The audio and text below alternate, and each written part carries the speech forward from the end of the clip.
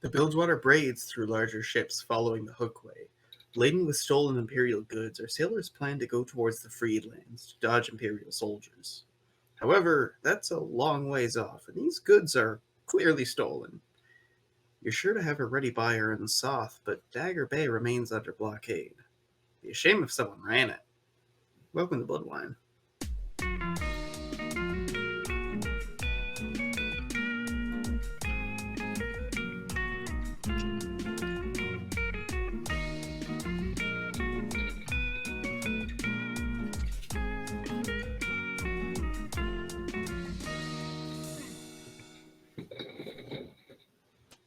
Hello, everyone. Welcome to Low Fly Bloodwines to chill and relax to. You can't do this to me. I might fall asleep. The energy. Yeah. It's so chill. It's the kind of energy that just makes you kind of go, oh, okay, melting into the chair now. Melting into the chair. I probably should have had just one of them, but this is okay. See, that's the difficulty. It's the same thing as, like, with IRL D&D. Like, if the DM can't make it, the entire session's canceled. Apparently, if I'm having a low day, everyone's having a low day. Yeah. No, we're just all having a low day today. For instance, the gag I wanted to do was sliding out of my chair, but as it turns out, leaning back in this chair, you can't slide in this shit. There's no sliding out. It is just... It has contained me. It has contained the liquidness of my body. Ooh. Mine has a post in the middle of the back. Yeah. They can't all be winners. No. So, been a minute? Yep. What, We did crimes. You may have committed an illegal act. Teensy. Well, Sun didn't commit any illegal act, No. so he would never. Well, Sun went in and said, hey, I think that you should get rid of these, and they said, okay. That's more or less what happened. Yeah, that's fine. That It's one may have been fine. illegal. That one may have been a little bit illegal. Just a little bit, though, and it's fine. It's for a fine. cause. Yeah. Realistically, it's on them for, accepting it, really. Having the Yeah. stuff. I didn't hold them at gunpoint or nothing. I just asked them for their belongings, and they said, okay. Jane Didn't let definitely you- committed a crime. Well, Jane did murder, which is a pretty big crime. Murder, Yeah. Grand Theft Auto, Yeah? general heistery. Yeah? Jane's got nothing against doing crime. Grand Theft Carriage. Grand Theft Carriage? So I feel like you guys gave the answers you tell an Imperial Patrol if they come by. But seriously, what did we get up to last time? Yeah, going up to an Imperial Patrol, our answer is going to be, well, we did a little bit of crime. You know how things go. You have a couple to drink, get a little tipsy, commit a little crime, rob a few armories. It's fine, right? Yeah. Boys will be boys. Mm-hmm. So was the crime digital piracy? No, we wouldn't steal an armory. No, we stole their. We went in. We said, hey, looks like there's an armory and some clowns that would like to take things out of the armory. We could probably help them with that. Literal clowns. Literal. Literal clowns. Literal We went in. clowns. We said, hey, all your gunpowder is terrible and bad and will kill you. You should put it over here by this fence, which would be nice and easy for someone to bring a wagon up to you subtly and just kind of take everything out of the fenced area onto the wagon and leave. Yeah. And while we did that, Jane committed mass homicide as a form of a distraction. A distraction. And then when they were distracted, we just kind of went, hey, so there's more than just guns and ammo in here? Right. We should take that extra stuff, too. Yeah. We should also take the extra stuff. So tell us about what's in the hold of your boat right now. Well, maybe in terms of vague information, maybe specifics, maybe gold value. I don't have the exact number, but I know we stole gunpowder and a couple munitions, and I believe Sun is keeping track of that because it was his baby, I guess. Throw me under the bus, why don't you? Yeah, let me get my feet up. See, I thought I was fine telling the munitions expert about the munitions stock Right. you're picking up. I have a magic salad fork. That's what I have. I've got a scope. Yeah, more than a scope. You have a whole body kit for your crossbow. Yeah. A scope with a USB port. Yeah. I do. I have a scope with a USB port. I have a crate full of rifle rounds, a crate full of blunderbuss shells, a crate full of pistol ammo, a crate full of auto-grade cannonballs, a crate full of big boy cannonballs, a package of satchel charges, and a package of hand grenades. So there are 7 crates in your hold, large ones. Yes. And on top of that, I have some sort of steam engine powered by heat crystals that I'm going to turn into sort of an outboard motor for this boat, so that the next time we run a blockade, we go very incredibly fast. Cool. Activate Rumi. Exactly. Just in case we might want to run a blockade, you know? Right. Yeah. Just on the off chance. On the off chance. Or like for fun, if they say like, hey, we're trying to set up a blockade, we know you know a lot about them, we want you to try and get through. And we go, okay, let's try this. Yeah. And then ego kicks in when we actually see that they actually have a good blockade. Right. Yeah. And we just keep going through it. I mean, it's been a while since we ran that blockade. I'm sure they've calmed down a bit. So where are we? So we had left the location that we were previously at. The ambush happened at 5 p.m. sharp, and then you guys fled the city. Mm-hmm. You set a wagon on fire, shot up a couple ships, then split up with the other half of your heist crew. They went east, you went west. So I think right now it's actually dinner time. Let's have dinner. Perfect use for a salad fork. Yeah. Oh, no more roof of mouth for you, I guess. Yeah, I'm gonna go turn on a light. I'm kind of dark in here. Yeah, so what's the salad fork do? Out of character, I know. In character, Croquill doesn't. So out of character, it makes a big electrical boom, and then I can summon it back to me. Ooh. Yeah, and that's nice. Is that right, Will? I can't remember the exact specifications of what it do, but I'm pretty sure it was along those lines. It goes nyomp. Yeah, it goes nyomp. I have thoughts. I have thoughts of how to use it in terms of a trap. I have thoughts of attaching it to one of your bolts in order to get a decent boom. I'm just picturing Croquill in the middle of the fight, having a bunch of your bolts next to her, and it's just like, fire this, hands you something, and just like, you fire it, it just makes a big electrical blast, she summons it back, fire this. I feel like it's she just keeps reattaching it and like tying it up. Yeah. I feel like it's the same energy as like making a sandcastle in the middle of the fight. Everyone's like running back and forth, parrying things, like blocking blows, and you're sitting there like both your feet and hands in the dirt, like, hold on, where's the twine? That's the twine. Okay. Hang on, I need that really pointed stick for the finer details. Just gotta... I need to get the crenellations in this castle perfect, okay? Otherwise the queen will never visit this castle. No. Of course not. Of course not. And it's gonna crumble to ruin like the rest of them. Exactly. Scotland all over again. Can you imagine having a sandcastle and it crumbles to ruin? Amazing. Be sad. Unfeasible. I would be I don't know sad. how I would like emotionally cope with that. I think I'd probably. kill myself.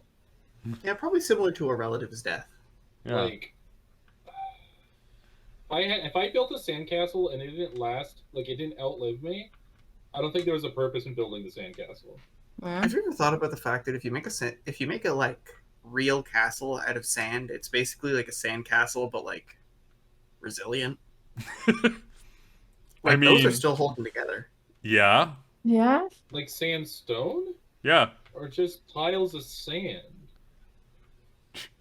I like sandstone. Stuff. It turns out I do when it's a like rock piles of and not a sand. powder, sand is great for making castles. I Yeah, do but like the idea of just sand. But sand is glass and not a powder. It's great for bowls and shit. Like, I feel like it's a different material then. Yeah, sandstone is not the same as glass. What? I really like the idea of a castle actually built out of sand, and the water needed to like re-solidify it every single day would be immense, and eventually it would just calcify probably. Yeah, You but it's the kind of eventually where they would defund it before the Oh, project God, was yeah. complete. Oh god, yeah. So you guys, it's currently dinner time, and Brooker's kind of like nervously sitting there going, "No, we keep moving, we keep moving." Yeah, we Yeah? gotta keep on moving. He gestures like he looks at you, son, and he points at the munitions and he goes, "Does this look like dinner? Is this dinner time?" No, I can move those. I mean, Yeah. mine looks like dinner. Well, not like dinner that you would eat. Eat dinner that you would eat with, you know? Okay, you're the exception. You have magic fork. I have magic fork. So let's drop ourselves on the map real quick. Figure out where we are and what we're doing. Is this... Oh, no. Okay, let's... One of these days, I'm just gonna like set up XSplit on my own computer. I pray for the day when you do. I pray for the day when you're just like, hey, can I take over Bloodwine streams? There we go. Alright, what map tile are we at? In spirit, I would like to. In practice, I have to blow on my computer for it to run Kerbal Space Program properly. So Yeah. Like a N64 cartridge? yeah, I think I could run like a 2-camera panel talk show tops at like 480p. That's not even the download. That's just a laptop struggling against the world. Sounds Will's about right. laptop versus the world. All right, I need to figure out what square we're in. We're in the one with Riverbend, if you know what that one is. If not, I am scrolling through a menu. H8 maybe? No, not H8. It is G8. I was close. You were as close as you can get. There we go. There's a lot of excess pins on there. Yeah, there is. Yeah. Were those from when we were using like the MS Paint map? Yeah. Yeah. That's good. Yeah. Can Can I please grab this start? There we go. Why is life pain here today? Okay, there we go. Got that. Let's get these pins out of here. There we go. Nice and neatly organized. There we go. There. So you have just joined the highway off of Riverbend. Where to? Well, Man, we could run a blockade and just sell all this stuff to Soth. But do we have to run the blockade? I mean, we have a beachhead that we don't know if they're still using. But we can't access Soth from the beachhead. no. Well, We could travel for a little bit inland with it, couldn't we? No, it's through jungle. if we found a dry dock, I could give the boat a motor, and then when we run this blockade, we can go so fast and right they won't even be able to catch us. Yeah. Okay, so then we would need to find a dry dock somewhere near Soth that isn't currently trying to hunt our heads. Well, yeah. What's the nearest city? We could check Riverbend. Just go back up and Riverbend. The fucking ship changes its name, just cycles it one, and then we just roll in like, yes, totally different crew. My name is Boquill. It's like GTA coming out of the pay and spray. It's like, no, it's just 3 hours later, and I'm emerging from a garage near the crime scene in the same car, but blue. Yeah. It wasn't me. Yeah. My name is Boquill. This is Pun, and that's Pain. Oh, God. Would there be a...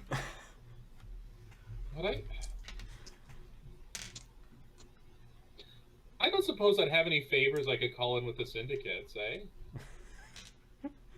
The syndicates are super north. Yeah, they'd be really up north. I mean, I haven't spoken to in a while. I've been out adventuring, building... What about that Pirate Bay? The Pirate Bay place that we kept Good going old to. Bent Anchor? I mean, The I don't exactly know... I say Pirate Bay. Literally, the only name I remember is Bent Anchor. I mean, we did burn a couple bridges there with... We burn bridges everywhere! That would be like calling London the... It'd be like calling London the place where Spaghetti Eddie's is. Yeah. But it is the place where Spaghetti Eddie's is. And Fast Eddie's. Don't forget about Fast Eddie's. And I think he has another one. I don't know. He has a lot of really shitty something Eddie's. Well, Spaghetti Eddie's isn't shitty. It's like an average pasta place, and then they give you a lot, which makes it good, and then it's cheap, which makes it better. Yeah. Fast Eddie's is like, they make really nice milkshakes that are like milkshake prices, and then everything else is like, imagine actually trying to sell a burger for 50 cents. Like that tier. Yeah. It's scary, but there will come a day when that is what your heart desires and nothing else will satisfy it. Mm-hmm. And you're like, I need to eat garbage like I'm a goddamn possum. Yep. And that's what you do. And you munch on the burger and you make sure you don't get the paper because you're not sure if you'll be able to tell the difference. Yeah. And then your heart is full. With grease. With grease. Man, hate that fucking musical. You're not alone. Where we at? I'd like to imagine that you guys are just like sailing along the highway, watching like, it would be the equivalent of exits passing, but you guys are basically just watching like the crest of another bay going, okay, that's another mile. Yeah. Keep drifting. Like, at the same time, we're looking at a map being like, okay, what about this port? No. We set up an ink bomb there. Oh, right. Fuck. Yeah. What about this port? We killed 3 people on the way out. Oh, fuck, right. Right. I don't know, how far is Pirate Bay from Soth? It's kind of in the opposite direction from where we were. Yeah, it's kind of in the opposite direction. That's where the clowns were going. Well, munitions will keep, and... Do we need the big propeller, or can it wait until after we've run the blockade twice and then are making our escape? It has to wait. Otherwise, you're gonna like get into dry dock, and then Sun's gonna like get down there and be like, okay, crafting roll 1. Yeah, exactly. No, this would be like days and days and days. Yeah, so we can do this while Sun is doing his thing. Yeah, well, that's why I was asking if the syndicates, if I would have any connections there. I could be like, hey, got some new dwarf shit, want to help me put it together? But, no, I probably haven't spoken to them in years. It would be in your hands up to like how you do that, who you send a letter to. Actually, yeah, that's a good point. I could send a letter while we're running. Yeah, let's run the blockade. I'm gonna go start writing a letter. Okay. Let's do it. Run the blockade. Let's go. Run the blockade. We got munitions to sell to Soth. So where's the Fuck with the blockade? Empire. Well, previously the blockade was here on the map.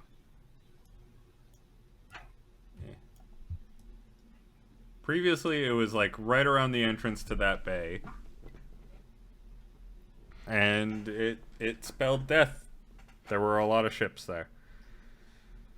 Well, actually, there weren't really a lot of ships. They just had warships.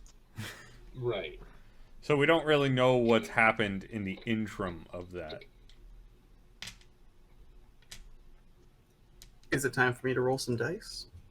I think it's time. I think we at least need to scout out the blockade. I think it's time we roll some dice. Yeah. Yes. All right. It is dinner time. You can hear like Rooker is clearly planning some kind of dinner because you guys are going to need to eat, but like he doesn't expect people to come down and for you guys to like slow up while everyone gets a bowl of food right after you. Like you robbed the. I know that we took a break, but like you were setting off smoke bombs and like setting fire to wagons an hour ago. And everyone's just immediately like, ship stuff. I guess if this is what your business is, then that is business as usual. Yeah, it's like the heist equivalent of pillow talk. I don't know. I feel like Croquill is trying to keep composure, but is also super excited that this worked. And, like, literally nothing went wrong. Literally nothing went wrong. So Crocquill's just kind of like, I did it. Oh, yeah, it worked. But, like, at the same time, just being like, I have a fork. I wonder what this I had does. such a shit-eating grin while you guys were panicking, going, what's the twist going to be? What's the twist going to be? When the whole twist was just like, this was just maximum difficulty from the get-go. All the twists are positive. Nice. It works. All right. It worked. I gave you a rectangle. Yeah. I know, All right, I drew well, that rectangle. That was a beautiful where's Sock? rectangle. Where The the wind magic spot? is, as it happens, the wind is blowing directly southward. It's what the die says. Oh, nice. I don't know why I held that up, because even if I do and I show you the number, then I have to tell you what the number means, and that's not Yeah. reliable information. See, it's a 4. And that means soft. Yeah. All right. Proof. It was a 3. It was a 5. I don't know. Fucking wasn't the same. Jane's gonna take it as a sign that we need to go run that blockade. All right. So you guys are traveling. Are you traveling along the hookway where all the other ships are, or are you like straying to the other side of it and trying to hug along the island? No sense splitting off from the rest of the ships until we get there, eh? Yeah, we can be stealthy in the ships rather than out.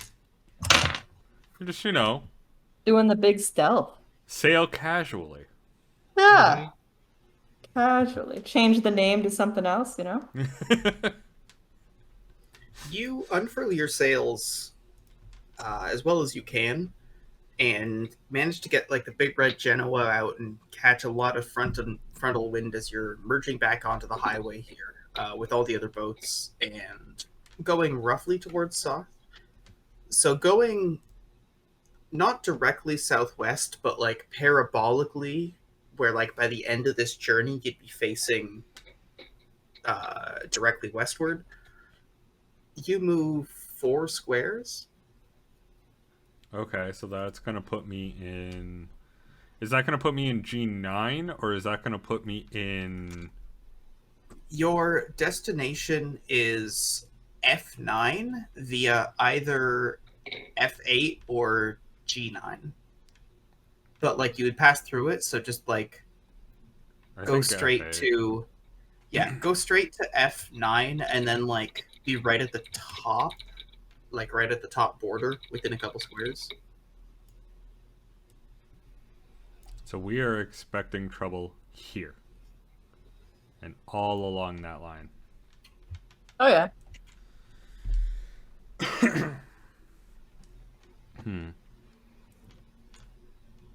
Would this be close enough for me to get in sight with Warbles and see what's going on over there? It would probably take you a good half hour before Warbles reaches the location. Yeah, I don't like that. Let's get a little bit closer before we do that. All right, it is evening, like getting drunk at the tavern hour. Do you keep following the highway in the dead of night, or do you slow up a little bit, have some food?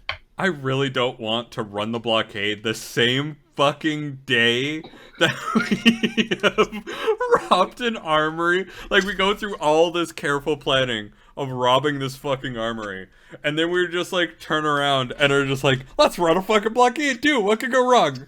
We have no plans for this. We have nothing. Let's go.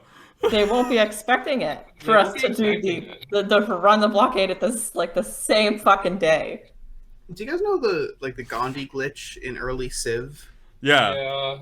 You go over the 255 just because the guy's already so peaceful, then you get democracy and he's more peaceful, and it makes him suddenly the most violent ruler because it goes around the other end. I feel like that's one of those things where they are adapting to expect a bunch of approaches and plans. The one thing they're not expecting, though, is for you to just do it. The one thing they're not expecting is a crew that just goes, fuck it, blow it up. Yep. Blow to smithereens. We got the munitions. When in doubt, blow it up. Why Yep. not? Fuck it. Sometimes the missing ingredient is just audacity. Yeah. And we got audacity in spades. We do. Oh, yeah. So are you guys going to keep floating on? What's the plan? I would like for us to at least chill for the night. Yeah. And then Sure, maybe we can- scout it out tomorrow. Yeah. Let's do it. Okay, Have you we- guys... Just before we do something silly, have we completely ruled out trying to lie our way into Soth? Is there a plausible reason why we could be allowed through? Munitions inspector, here to inspect Like- everything going on in Soth. I'm just saying, is violence the only answer here? Official blockade inspector. We- Let's see how... Is this regulation distance between... I think you need to part a little bit. Come on. If we wanna try to go through by lying, we're gonna need to do that now. Because they will hear about what we had done very soon. What?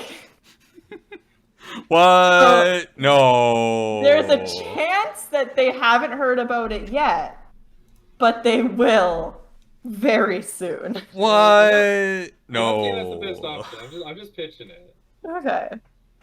Yeah, because almost definitely by the end of the night, they will have heard. We did come directly here, so... No, it's fine. They'll never hear about it. It's all good. It's gonna end horribly. We show up a couple days later while they're on high alert, and we're like, yeah, we're just some munitions inspectors with a whole bunch of stolen munitions. Yeah, we're just here to inspect your blockade, make sure it's up to par, Yeah. So they're occupying Soth, correct? Yeah. They are not. Oh. The reason there's a blockade is because, if they were occupying, you could go right in. They're blockading because it's resisting. I'm just saying, would it be plausible for us to be having just a standard delivery of Imperial munitions? No. If we say, hey, No. we heard you guys needed some new munitions, we have regulation Imperial munitions in our hold. We're just gonna zip in straight to wherever you put them. That's why we're here. No. Absolutely not. Absolutely not. No way in hell. I love how the entire way through planning, it's like the munitions inspector, that seems too volatile, that seems too risky, it's not going to work. And then the second it does, it's like, what if we do it twice in a row? No. I'm not an inspector. Now we're delivering. Yeah, Delivering. this time it's less like munitions inspector and more just blockade inspector here. Yes, Yeah. here to inspect. Okay. We're munitions deliverance people. Yeah. What about if we deliver these barrels of, like, munitions, but some of them have a rune on the bottom of them that are rigged to explode? So we put them on the boat, and then they just detonate, and we're like, peace out, bitches! That is kind of our fucking trademark. It's just barrels of munitions exploding. Isn't it? See, the thing is, I'm thinking this out, and I go, okay, who would be so stupid that they have the balls to do like a late afternoon raid on an Imperial repository, sail across the bay, use what they stole to blow up the blockade, lose all of the money they invested, and then at the back where they started, just to spite the Imperials. And it's like, yeah. 50-50. We give them half. We hide the other half. Basically, the party split is who is stupid enough and who is ballsy enough. Okay. Oh my God. Oh, it's fucking great. Okay, so munitions out. Is there any other reason why we'd be allowed into Sod? No, but what if we faked our way in saying that we were like a mercenary crew sent to reinforce their blockade because their numbers are dwindling?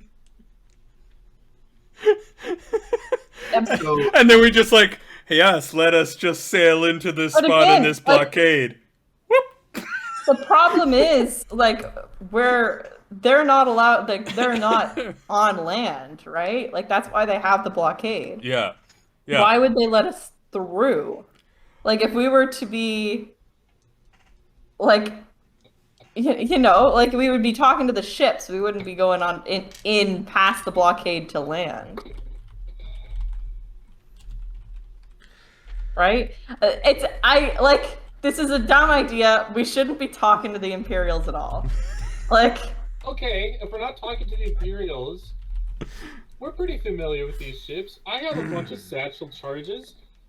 We could slip into the water. I swear to God, if I become a tuna again, if your plan involves an air gasket and a tuna, I'm fucking done. It doesn't not involve that. I mean, yeah, think about it. If we put a satchel charge on the bottom of the ship and then just fucking start sailing through, set off the satchel charge as we're going through the blockade. We have the dumbest plans, but why would they work? Why do our dumbest plans work, and why do I love them? Okay, listen, that's okay. Option A is we pretend that we're delivering a bunch of munitions to them from across the bay. That's not option A. That's not even an option. That's not happening. Option B is that we try and sneak over, set a satchel charge, sneak back to the boat so that in the morning when we run the blockade, we have the upper hand. Option C is we just start moving, and then when they try to stop us, we shoot them. I mean, that's what we've done every other time. Yeah. Right? They might be prepared, though, is the problem. Yeah, we don't know their numbers, and that's what I'm worried about. When we ran it previously, they had decent when someone numbers. comes in to, like, resubscribe is, like, right when we're in the cockamamiest of our bullshit. It seems appropriate, you know? It's Froco. He's fine. Yeah. If he was here, he would come up with worse plans than I come up with, all right? Careful. We have the technology. We have the technology. I honestly, I'm liking this tuna satchel charge bullshit. Where we just like, you know, it's plan 3 where we go through and just start shooting if they shoot at us, but with additional satchel charges on their boat. Now, I hate to interrupt, but one by one, could all of you guys roll me odds or evens? Oh, no. Who's fuck. first? I'll go odds. That's a 2. That's a fail. I'll go evens. Oh, do 1 or 2? Just 1. Evens. That's a 6. I'll do evens as well. That's also a 6. Well, fuck me then. As you guys are looking over, you can see that there's a couple of ships that, like you, are sailing to get a couple of extra hours. A lot of people out here are merchants who are doing it to get somewhere at night. You can see the distant, not so distant actually, like images of triangles of red and white and blue and purple, all kinds of colors. Tiana kind of stares out there at the ships and goes, Do we stop here? At Soth, you mean? No, like, Here, surrounded by ships. yeah, like right off the highway. Hmm. Okay. Yeah, I suppose we could keep going, find somewhere a little quieter to stop. Some place that doesn't have as much Imperial traffic. By the way, should yeah. we change the nameplate of our ship? Like, I understand when we're committing crimes we're the Bilgewater, but like, when we don't want to be found. You hear the sound of the bilge water clunking and changing out the nameplate. Nice. Alright, well... Okay. So I guess for the night, we're the, SS Crap Bucket. Yeah... Yeah, alright. It fits with the current livery. If anybody asks, why is there a bucket on your sails, you go for the SS Crab Bucket. Yeah. Yeah? Or just, you know, delivery. The Just buckets delivery. are our thing. Just Yeah. delivering shit to the Imperials. We're gonna run this... We're going to want to run this blockade at night, eh?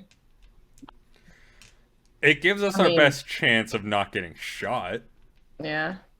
So, we probably should take... Like, we should go tonight, right? I mean, Should we? Like, they're gonna be on high alert. we literally I- just robbed an armory and Yeah. like I don't know. If you want Okay. to go lay Meta low- moment, because I want this. I just need like a hair's difference to weigh the NPCs. Chelsea, tonight or not tonight? No, Like out of game. not tonight. So you guys look at the NPCs. Bilgy and Kenanye have like a wild-eyed grin. Rooker is like looking over at the stew pot that he's still waiting to serve. Tiana is like looking from side to side, sees Croquill, like pokes him, points at the stew, and then Croquill's like, or not Croquill, Kenanye is like, well, don't do, if you're doing crimes, don't do more than one at once. No, but these are two separate, distinct crimes. I suppose you're right. You're right. Yeah, I think we just settle, find a spot that we're not going to be easily seen in, and then just observe, maybe see if they've upped the blockade since we last ran it. Can you show me where you are on the map right now? Yep. I just need to glance at it real quick here. So you guys are more or less in open ocean right now. Yeah. You can anchor perfectly fine. You'll just be a ship kind of out in the open unless you want to sail into like the deep somewhere else. At this point, you're taking the time to try and plan. You're looking over the map. Like Rooker is just very quietly passing people plates of stew. I take mine and eat it without my fork, my magic fork. Yeah, I like Does not my tonight. but Does maybe my magic tomorrow. fork magically transform into a magic spoon? Roll elemental. Do you try? No! God, no. God, no. I do not try. That's my dinner. I want my stew. Yeah, let's go find somewhere that's kind of off the highway to anchor, and then we'll have tomorrow to kind of decide what it is that we actually want to be doing. All right. That's my thought. The wind. I'm not going to make the time jump until you guys all kind of agree on it. But the wind is currently going north. Sorry, I should say it's going directly west. Okay. All right. Why don't we head west for that one little island at the like top of it, and we can settle in around there, sort of Sure. like around here. Yeah. Because I But imagine that's going to be multiple time chunks to get there. Yes. Yeah. Yeah. Well, we can gauge where we are at the end of the time chunk. Okay. Yeah. Sure. Let's go that way. All right. You guys sail through the evening hours. At this point, you're far enough that you guys don't need to be actively keeping all hands on deck, getting ready for the next Imperial ship to come by. So you're able to quietly shovel down some stew. Rooker makes his way around collecting bowls. By the end of the hour, you make your way...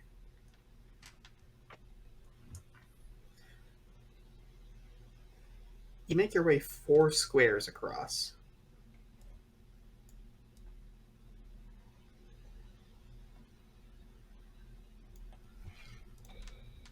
All right.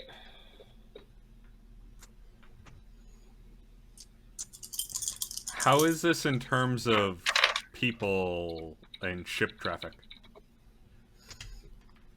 So, Croquill, you're sitting there on the decks going, like, as the ship's kind of like sailing along, you're going, okay, it's been a little while. Are we good? Is there any more traffic? When you feel a pressure, like an intense pressure, like being submerged underwater, that's a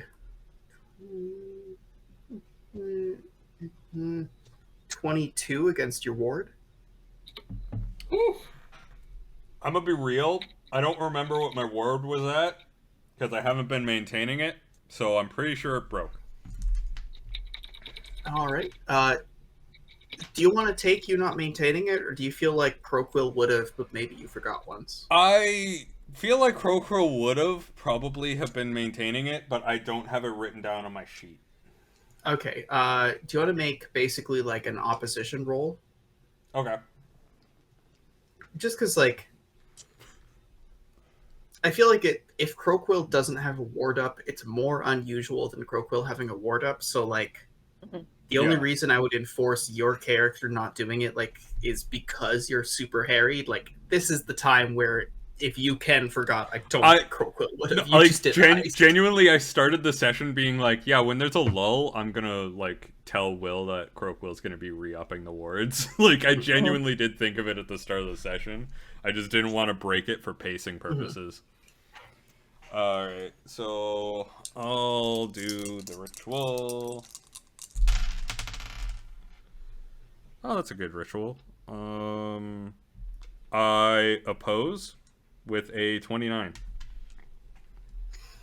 All right, so you feel your wards and guards start to strain against this pressure. You're waiting for the initial surge to pass, and it does slightly, but it's like halfway through retreating past when it starts to press forward. You can see Bilgy getting really distracted as well.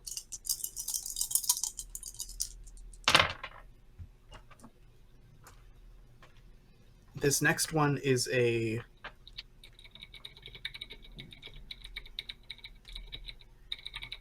This next one's a 20 against your ward.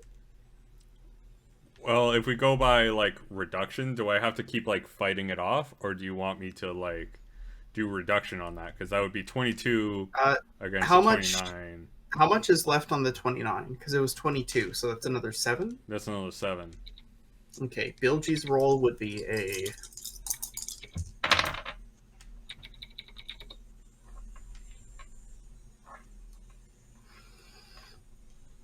Bilgy struggles against this a little bit, and you can see, like... You can see with your magic, like, around his area, he keeps trying to reinforce the ward. At this point, it's not as hard as the previous surges. They must be running out of power, but someone is, like, actively pushing as hard as they can to break right through your wards here. Can I counter ward? Like, can I counter scry that? Yeah. What's your attempt here for the counter scry? A block? Are you trying to back channel through them? I'm trying to back channel them. At least if they can see us, I want to know who is looking at us. Give me a roll for that. All right. Is it the Imperials or is it somebody else? Yeah. Like, I don't care if they know where we are because fuck it, we'll sail through the night. Mm-hmm. Fuck, that was a much worse roll. You have to beat a 12. Ooh. Luckily, I have a plus 10. Because I rolled 2 1s. No, that is a 20 actually for that. All right, you're back channeling, and you actually managed to start like carving out the back channel. It takes a lot of your focus. They're still not done assaulting you, but you're starting to push through. You can feel. The first thing you feel is like the presence of the type of energy. This isn't the same thing as like elemental versus mortal. This is much more like someone's vibe. Yeah, it's a vague vibe. You feel maritime motifs. You feel incantation. You feel circles and salt. Give me another roll here.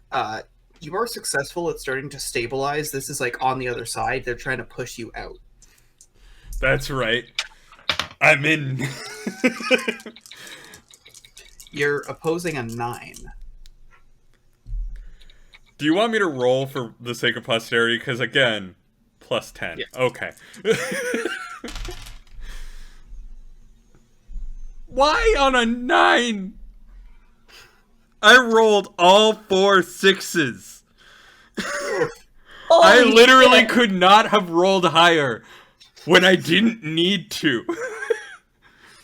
Why? Nice. Okay, so how much do you exceed by? Let's see. The 6, 12, 18, 24. Let's see. So that would bring me to a 34. So I exceed by what? 25?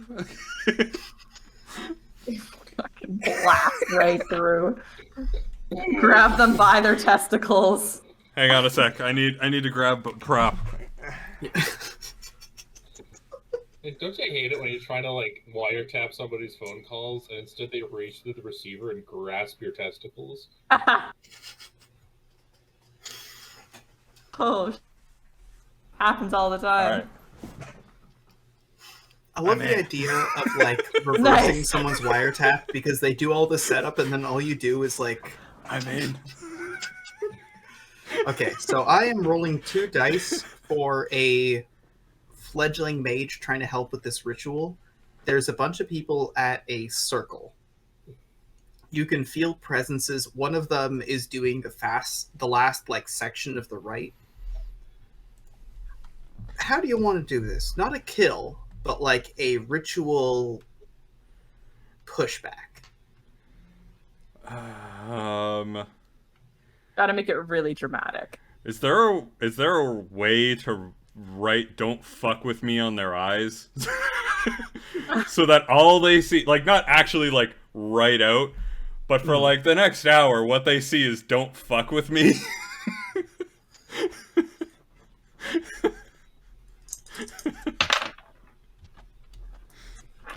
I was basically just rolling those to see if they would be both 6s. So you actually managed to fix yourself in someone's gaze as like your POV for the counter scry, you see like slowly. What language is this in? This would be in Trader Tongue. All right, so in Trader Tongue, like nice and clear in big block letters, it just says "Don't fuck with me," slowly being carved out in the middle of this person's field of view. You can hear in a really particular voice, like the way that your own voice echoes through your mouth, the deep resonance that comes with it, almost like almost underwater. You hear someone going, something's wrong. At this point, you can see all the mages like looking at you, and the guy goes, you can see fine other than the letters, but the mage you can hear going, dispel it, break the circle. I'm losing my vision. Before that, the thing that I'm looking out for, what do they have on us that they're using to scry? They have to use something as a focus, don't they? Or are they just generally getting lucky with their scry on that? The only way you could do this without a focus is if you had time, effort, and you gave a shit. As you're looking around, you see a bunch of mages like clamoring around. They all seem to be the same genre of like sailor chic. They're all wearing like talismans and earrings, and they're pierced and wearing like little sailor bandanas and everything. Oh, One of them at the center looks familiar. A rat folk, very like pale white, like rushing over to grab the guy, going, "Come on, hold together. We can do this. Come on." No. Oh, is this that guy, the pirate dude? Oh man. Do you fight to retain this, or do you let the guy go? Can I scry on him? Like, can I try? Can I make an attempt to go to the rat folk instead? Give me a ritual roll. Let's LAN network this shit. I'm in. I don't care. I love that you pulled the Jurassic Park but like just on a human's mind. Oh, that's not nearly as fun. That's not all sixes. God damn it. Let's see. So that I love a Crowquill build, the kind of build that's like, I'm literally just gonna make like a really disabled character so I can get that plus 10. She's good at one thing, and she's really fucking good at it. Well, I was talking to another player in a different campaign about the system, and like how with a lot of drawbacks, you don't necessarily see the drawback happening, because it's not that the drawback affects your gameplay, it's that your character doesn't do those things anymore. Yeah. And so like Crowquill, it's one of those things where it's like you can have like if I'm selling this to a new player, I go, you can have a plus 10, but it's gonna have a lot of drawbacks. And then once it's an actual game, it's like I don't need to worry about everything. I never have to enforce the drawbacks. You play a blind mage who lives on a boat. When you need help, you get help. Like you get the plus 10. This is Crowquill time. That's a 20. So you force your way forward through the Ethereum. Because this is a joint ritual, you can feel 5 endpoints. 2 of them are weaker. Not as weak as a novice, but very weak. One of them is mid-range, and 2 of them are experts. One of them, you feel, even though verbally it's an emotion, you feel it almost like a strand or a highway. You feel malice from one. I like the malice one. Let's go to the malice. You push your way through, and you can see, at this point, like with scries, you don't always choose where you're looking from, and there's a small bowl of water in the middle of the ritual circle. You can see there's like a nearby apprentice kind of like rubbing his eyes going, okay, I think it wore off, I think we're good. And then, hold on, what are you doing? What are you doing? And you can see the pale rat folk like rubbing his eyes going, it's cut to me, break it, break the circle. And he starts desperately clawing at it. Now it's just writing, Ha ha ha ha ha ha ha ha. And didn't somehow say it's that like word. scrolling. So you Long time You ago hear- in a galaxy. You lost your job. You lost your job.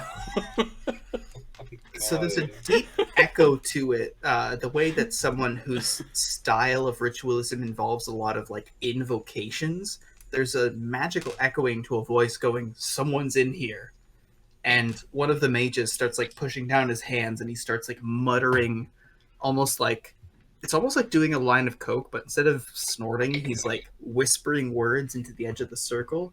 They start to echo as a mage is trying to force you back out. Yeah, I'll leave. I'll leave willingly, but make sure that they don't come back through.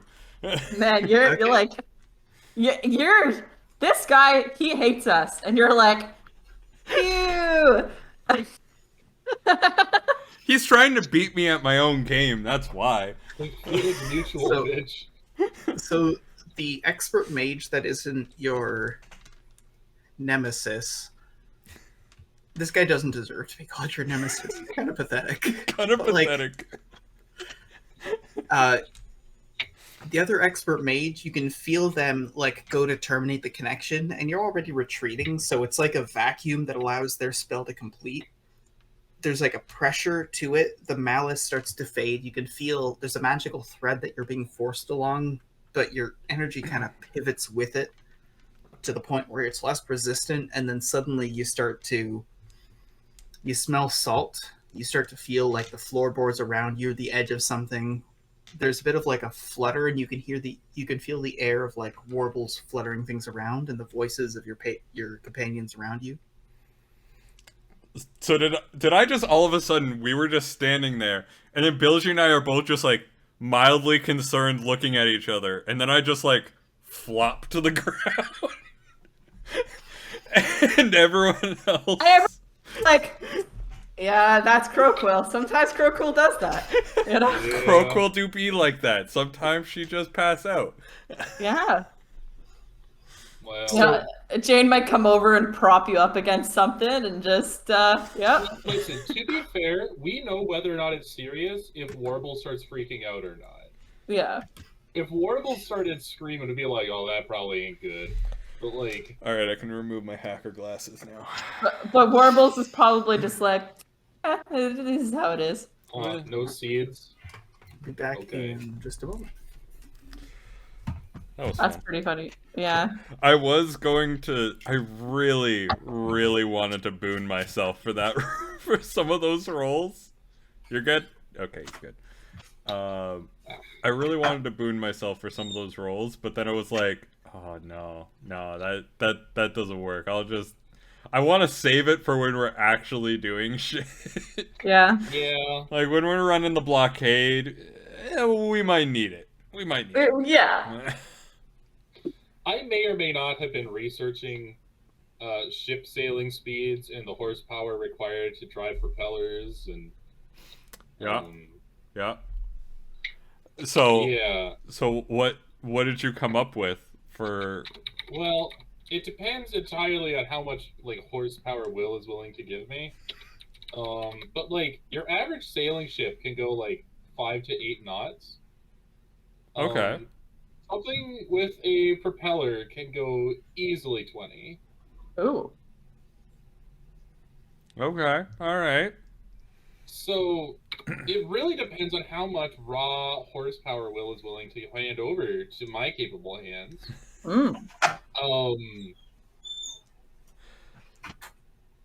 I mean, I think the answer is enough for a burst of speed, and that speed will definitely determine how long we're able to sustain that Yes. speed.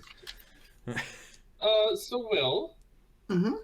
what's the size of the Bilgewater? It's like a single-masted schooner, something like that. Double Two-masted? masted. Double-masted, right? Double-masted schooner. Okay. I'm gonna be asking you about horsepower numbers in a little bit. So, Is Sun calculating this? the Sun would 100% be running the math prior to sending his letter. But are you using the measurements you already have, or are you measuring now? Like the size of the ship and the weight and all that. Mhm. Or yeah. I'd be doing probably some new calculations just to be sure. All right, so give me odds or evens. Oh, of evens, of course. You should just say, "Hey, Gabe, give me evens." That's so you can suck it. And I got a 5. That's what I get for being rude to you. See, I do like the odds and evens mechanic because I feel like it's almost like a personality test. Yeah. There's some.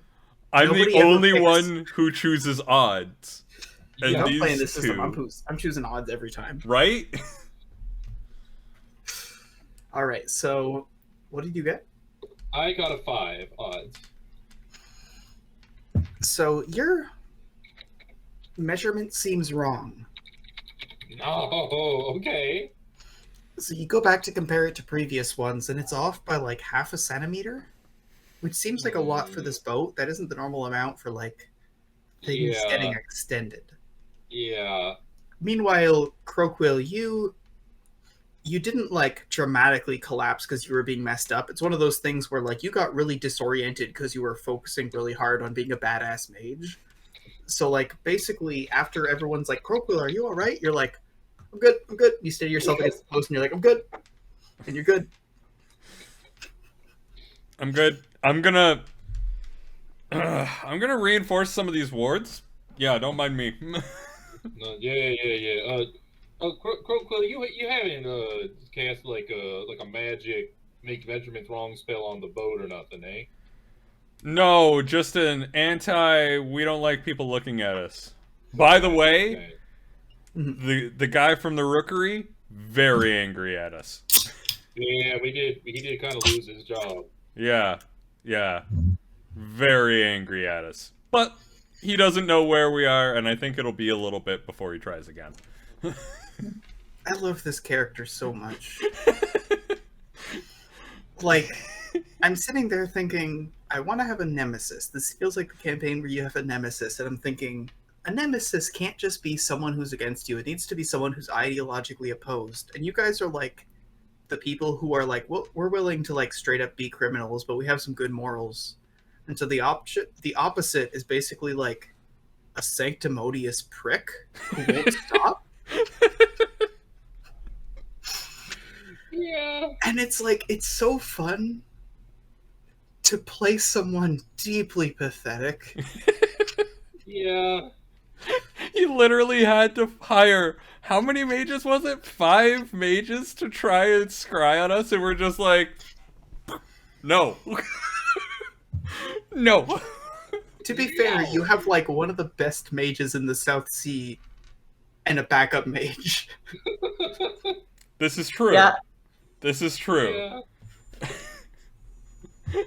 And also, they were scrying on what could be nothing, or maybe just like a piece of wood, which, I mean, we've made a couple modifications to the ship. We don't even know if that's an original piece, you know, if that piece of wood is still here, you It's know. a Theseus shit, you know? Yeah. Croakwill, roll Arcana. Oh. This is gonna be sad. I do all that amazing hacker stuff, and then I roll a 2. It's the difference between a programmer and a computer scientist. Yeah. Well, Yeah, you don't know what it is that they followed to get you here. Yeah. Very me IRL moment. It definitely wasn't an object, so it must have been nothing. Yeah. Pure, raw hatred. Like asking somebody who knows like very specific information, like a general question, and they're like, I don't know. So when would you guys be aiming to make an attempt or a survey? Basically, like, when are you setting your alarm for? In the morning, I think we should. Early morning would probably be best. It Yeah. gives us the most time as to like when they might not have information on us. So, like, catnap kind of thing? yeah. God, I Okay. hate to do this to you, Will. What's the Bilgewater's like general length? Like, What are you I'm trying looking, I'm looking at boats. I'm looking at motor sailers, twin-masted motor sailors, and there's one here that's like 50 meters long. that like kind of an approximation? That Bilgewater? is longer than the Bilgewater. Okay. The Bilgewater has cargo space, so it's a little bit less short. It's a touch wider, but mostly there's a lot of depth and height so that it can handle the sea. Okay. Gabe is trying to figure out how fast we can get this boat moving. Every now and then, just cross-reference your calculations with like a barge, just to correct for the fact that like every other craft you're going to be checking out is like something that's a show craft or it's for a regatta. Right. So this ship is slower, heavier, but also has many cannons. True. Hell yeah. So for now, I've done stuff like Me and the Boys as like a prologue. I'm gonna do one as an intermission. And this is gonna be a bit of a new one. Who here wants to be part of the Soth Liberation Army, the Ghost Town Runners, the Greenvine family, or the Black Society? I want to be part of the Black Society. I want to be part of that Ghost Runners. I want to be a part of the Black Society what Get Out was all about? I feel like that's the exact opposite of what Get Out was about. No, it's the exact same for all the wrong reasons.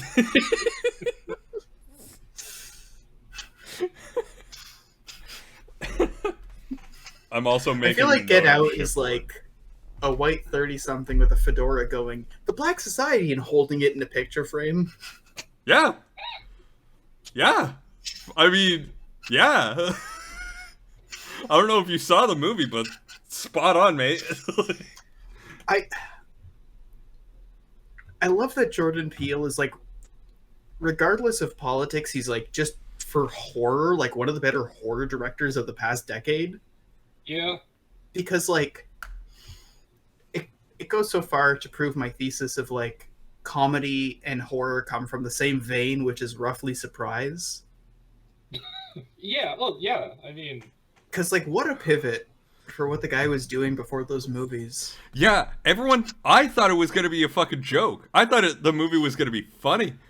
Yeah. No. Everyone thought it was going to be like a parody or something like that. No. Yeah, like, I was expecting genuinely, like, some Edgar Wright stuff. Because, like, no matter who you are, if there's an industry that has, like, a pre-existing bias, it's one of those things where, like, it's not that if you don't have some kind of prejudice working against you that like the stuff you make isn't good. It's like there's other people who have to work harder than necessary. So like there's a certain part of me that's like, Jordan Peele getting someone to fund a horror movie implies he's got to be pretty good. Because like it's not just like he was like someone who was outside of the horror genre. Like he was a comedy writer. And the fact that it wasn't some Edgar Wright shit that was like a comedy horror, like You've Got Red on You. What's that one? Oh, Shaun of the Dead. Yeah, like I was expecting Shaun of the Dead kind of vibes, but then I was sitting there and I was like, same. It's art horror. It's my most pretentious fave. Yeah, exactly. I was expecting Shaun of the Dead too, and it was not. Which like for the better. Like, after that movie came out, people started making different horror movies, and good. Yeah. So, Black Society is Gabe. We have a bid for the Ghost Town Runners. Chelsea, Soth Liberation Army or Greenvine family? Okay, so who is the Greenvine family? Actually, do you remember, not on stream, but off stream, we had a campaign where there were a bunch of, like, crime families, and, like, you were following the one dude who wanted to get revenge on all of them? Oh, yeah, I remember. I think? You were playing a doctor on that one. Oh, That was the campaign where you were a doctor. That was, like, Corinne? the really... Yeah, Corinne. That was ages ago. Yeah. That was a really long time ago. That was back when I was so frightened of you. Me or Chelsea? Well, Both. you. Because of the two of us, I think you should be more scared of Chelsea. Well, yeah. So, yeah, the Greenvine family are mafiosos, islanders, very similar to Jane in a lot of ways. Soth Liberation Army are the people from Soth. They've got red berets and military uniforms, and they have quotes from various manuals and manifestos. Green vine. Let's do it. Okay. One by one, let's make some choices. Are you guys okay taking off your headphones for a second? I'll hold up a hand when it's time to swap. Okay. I will One take of you- my Everybody? headphones off. I will take Okay. my headphones off. Who's going to be the first to talk? Yeah. Gabe, I guess? Like, Me. Will, you need to... Will, I feel Okay. like you're the one deciding this. Okay, so Gabe, as a member of the Black Society, are you the boss who is Sinestro? Are you Viola Mauve, who's basically like background Machiavellian manipulator type? Or are you Ranker Sledge, who's the enforcer? Oh, I'm rankers. I'm rank and sledge. You're basically,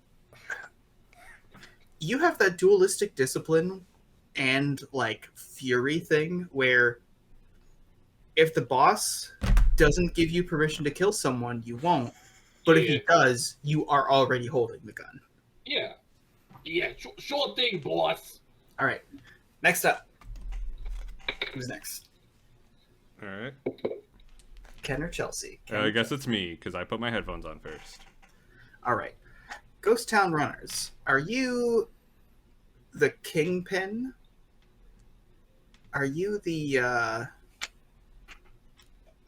are you basically the information extractor? Like bring them down to the basement, knock them around a bit, get some information? Or are you the fixer? A really cool-headed dude who makes sure problems don't happen? I feel like the fixer. Okay. You go by Blood Red. Okay. Shit, I forgot to mention something to Gabe. I'll do that before we finish.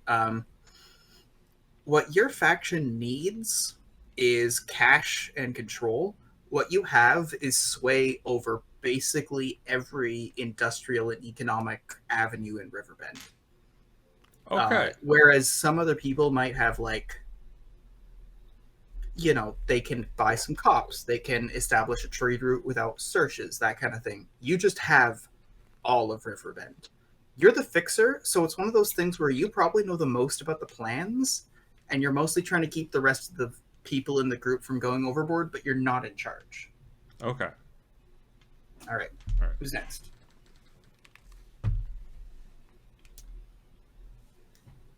Drop my Who's mouse. Hello. Hello.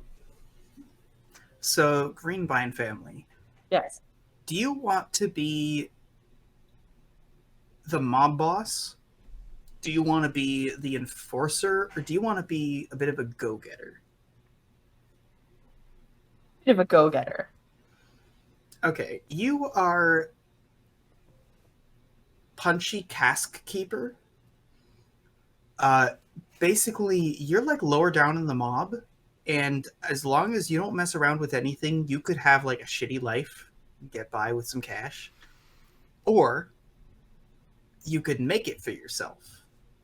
You're basically like the shitty mob movie protagonist who is about to betray everybody, except you don't think you're about to betray everybody. You still want to like do good for the family. What the Greenvine family wants is they need What is my life? like new fields for their weed, and they need casinos. That's the things they want right now. What Yeah. they have is a lot of sway in terms of the politics of Redwine Keep, and you can buy off coastal patrols along the whole west coast. Okay. Good. All right. Faces, hands, things. I need to tell one more thing to Gabe. It should be really quick, Right. hopefully. All right, so I forgot to do one thing. You're Black Society, right? Yes. So what you have is you have sway in the city of Monk's Keep. You can, like, the political forces of the city of Monk's Keep. Mm-hmm. You have power over. It's so hard not to respond to Ken right now. You have power over, like, the coastal patrols of the east. You can keep the Imperials off of people. Okay. What you need is, you need caves, ideally like mountain caves, so you can grow ink cap, which is what you need for ink blood. And you need the Empire to be weak. Does that sound good? Okay. Yes. All right. Let's return. It's so sad that Warbles doesn't show up on camera as well. Yeah. Yeah, we were sitting there joking to each other, and I was like, I'm so. It's too bad I can't address what Ken's doing. Yeah. I'm easily distracted. I had my headphones off, so I play See, with the birds that are on my desk because for some reason I have these birds on my desk. It's good for stream. Content. They keep me company on my lonely office days. Well, one of them is Warbles. Who is the other Yeah. Warb? I don't know. I never actually came up with the names for the other ones. Like, this is obviously Warbles because I bought them for this these three came in a pack together, and I bought it specifically for this because these three were $10 on Amazon, and the only other crow, like, thing I could find was like $50. I'm like, okay, I'm not paying that much for a bit. So,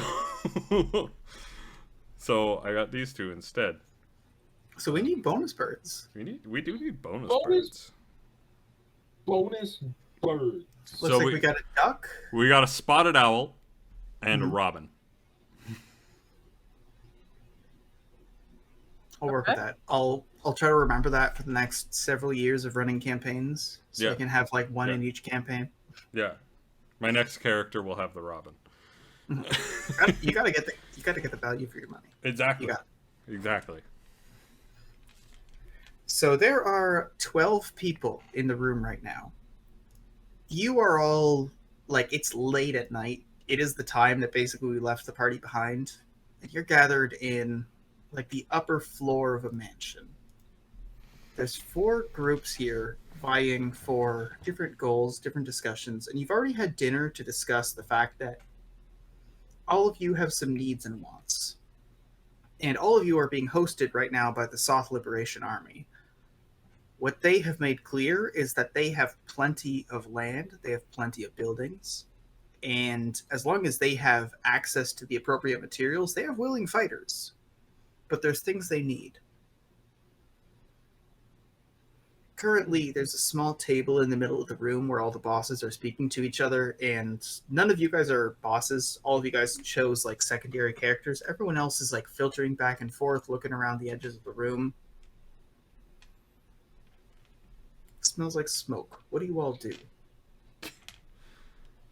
Is there a spittoon for me to spit my tobacco into? You make your way over to the balcony, kind of like push aside the door a little bit and spit over towards it. As that happens, your boss, Sinestro, looks over and goes, "Oh, we've opened that window. Get some air in here." Sure thing, boss. Yeah, boss. Yeah. Yeah, boss. Sure thing, boss. Always watching, Wazowski. Always watching.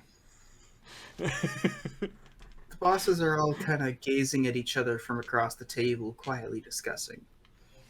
At this point, the boss of the Greenvine family starts speaking up. She goes, "Well, look, as far as I'm concerned, it's about what's on the table and what's usable. Look, I'm telling you, we can get stuff through, but until it hits that blockade, you're stuck. We can even drop it off at Riverbend." At this point, another one of the kingpins, one of the ones from the Ghost Town Runners, kind of like fixes his gaze a little bit and goes, "We can hold things. If we need to set something up, we can hold things for someone to get across those blockades.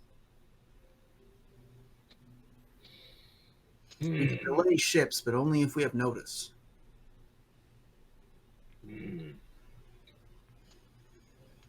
Yeah, I got a good handle on the coastal patrols in the east. You know, we work something out. They could turn a blind eye.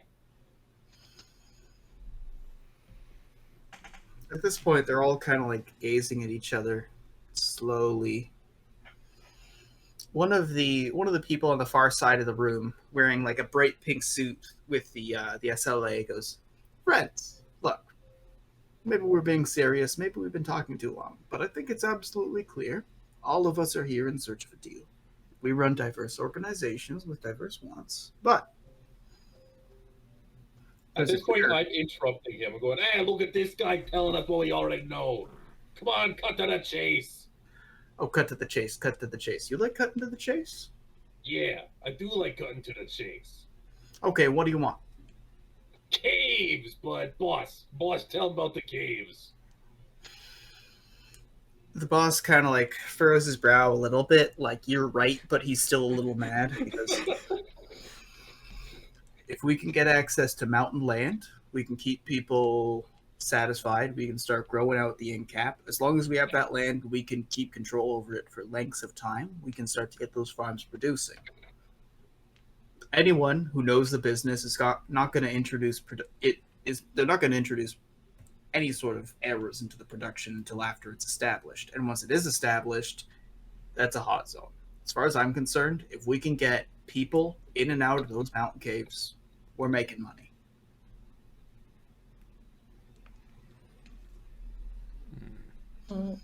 At this point, the Black Society is they're all looking quietly across the room. Viola, one of them, speaks up and goes,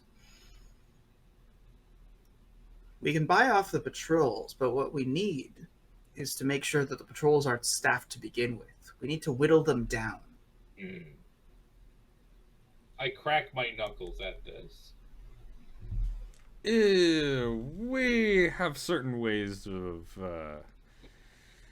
ensuring that the patrols wouldn't be there, but of course, if we're going to be making some sacrifices, it would need to be worth our while. Yeah. It's kind of hard to work out an agreement when you're being so vague.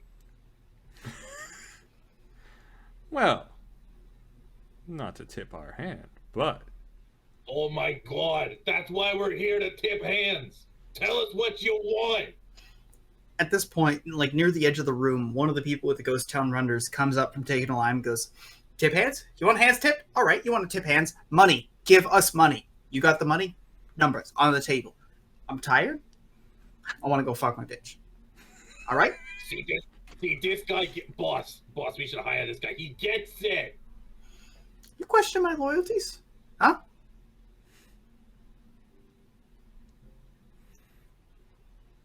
Okay. The guy goes over to make himself a drink. This guy, I'm turning to, I guess the closer person goes, the guy says he wants money. You offer him a job, he gets angry. You just so happen to turn to me. It's about loyalty. We want money for our job, but we're not going to work for you. At this point, one of the green vines sweeps up and goes, "Well, it's Regina," one of the bosses, goes, "We're looking for the lowland, so if you want the caves, that's no problem with us."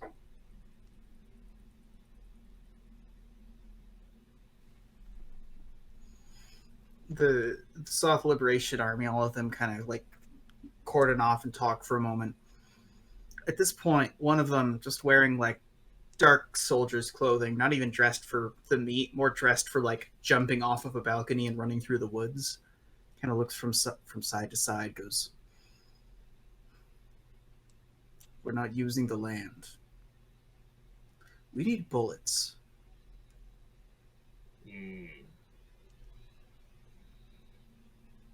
just an Imperial stash that was raided a little while ago? When you say that, like one of the guy who was sitting there mixing a drink like looks over and goes, "Why do you know about that?" I heard it from some people. Boss, do these people? And then like the boss just kind of waves and is like, nothing to worry about, nothing to worry about. At this point, like Raspy White Grape, who's with the green vines, he's standing up really firm. He's been standing next to the door like full block, like an absolute brick, like the entire night, and goes, "Boss, maybe we need to make a bigger play. We have the same problems and solutions." At this point, the boss of the Green Vines nods and looks over to Sinestro of Black Society and mumbles something. And he goes and pulls Ranker over. My friend. Suppose we were to pick up a map and start drawing on it. How many of our Riverbend interests would be affected by a shift of borders?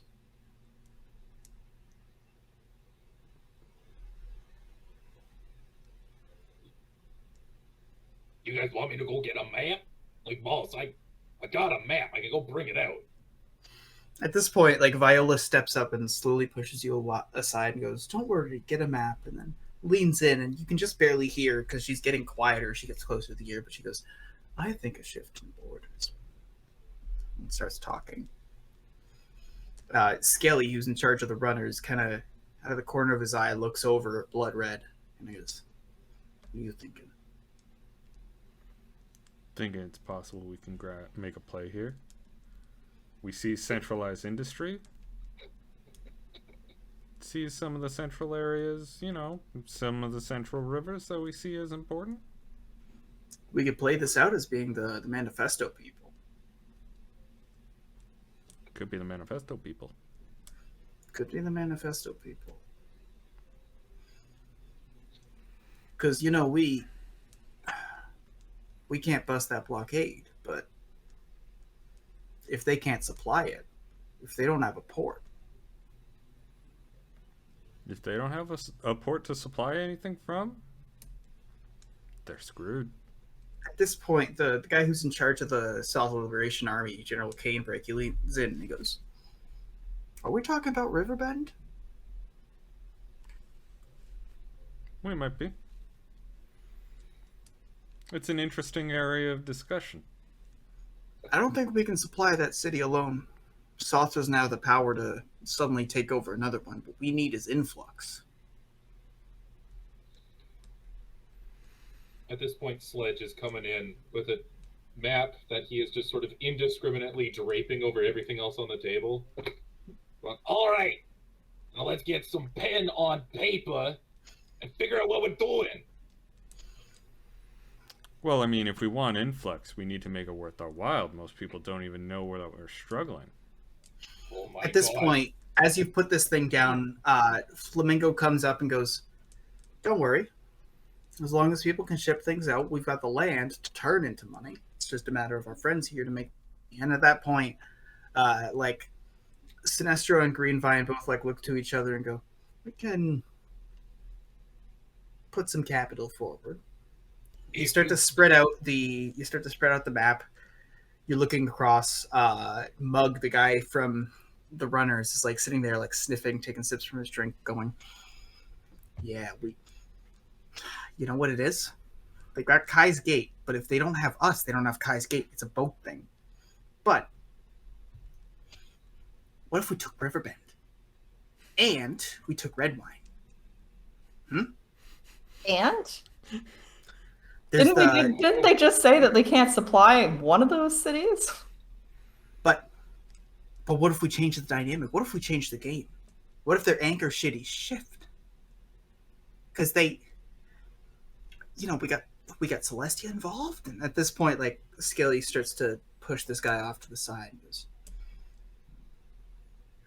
I don't know about these grand strategy things, but Redwine Keep is vulnerable. No, bring back the high guy. He was talking sense. At this point, Greenvine kind of nods and goes, if we do happen to weaken Redwine, it would be over the border and port. In fact, if we use across the bay, we could have a mainland line and totally bypassed Westmarch entirely. There's lots of merchants that would love to see that port turn a little bit fuzzier. And I think we might be able to change the game here. Is anyone actually going to draw the map? Because I'm putting a big money sign over the caves. Because if you get us the caves, we will make tons of money by selling and growing drugs.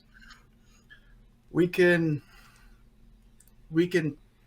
offer you in exchange for these caves. Sinestra on your side starts to chime in. He goes, we could offer you in exchange for these caves interruptions in supplies from Monk's Keep. We can have their politicians looking the other way as the Riverbend and Chimera's Gate project becomes too expensive to send soldiers to. That sounds great. Thank you. Boss, can we go? We got the caves. The general kind of nods and goes, caves for Monk's Keep. But that still doesn't solve our supply problem. Oh my god. We need to get things through that blockade. There's no other way. Unless we divert. Unless we start setting up one of the side villages and start setting up a separate capital port. Setting up What's that going to be on the Celestial side? Setting up a separate capital port would take too long. Well, and then how are you going to get things from the new capital port to the old capital port? At this point, one of the people from the runners is like, okay, well, ships do it. They don't do it a lot, but they do it. It's not enough, though. We need more ships doing that shit. But we have to weaken them because they've been strengthening. The ships or the blockade? The blockade is made of ships. Try and keep up. Raspy leans over towards Punchy and is like, blockades have been getting stronger, but runners go through.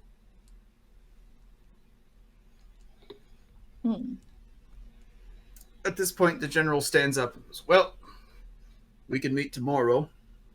I need rest. My soldiers need rest. Breakfast? Sounds good. Oh my god. I'm muttering to myself, it's a miracle anything gets thrown around here. All right, let's go back to the Bilgewater. You've had some restless sleep. All of you have been keeping a close eye as ships pass by, but none of them have ventured too close yet. It is currently like the witching hour, a little before dawn. You've had maybe like 2-3 hours of sleep, like a nap tops. What do we do? Alright. Let's start. Yeah, we should send like warbles out to see what's going on with this blockade. Yeah, sounds about right. The It'll take them a survivors are little going to bit have... of time to get there, but...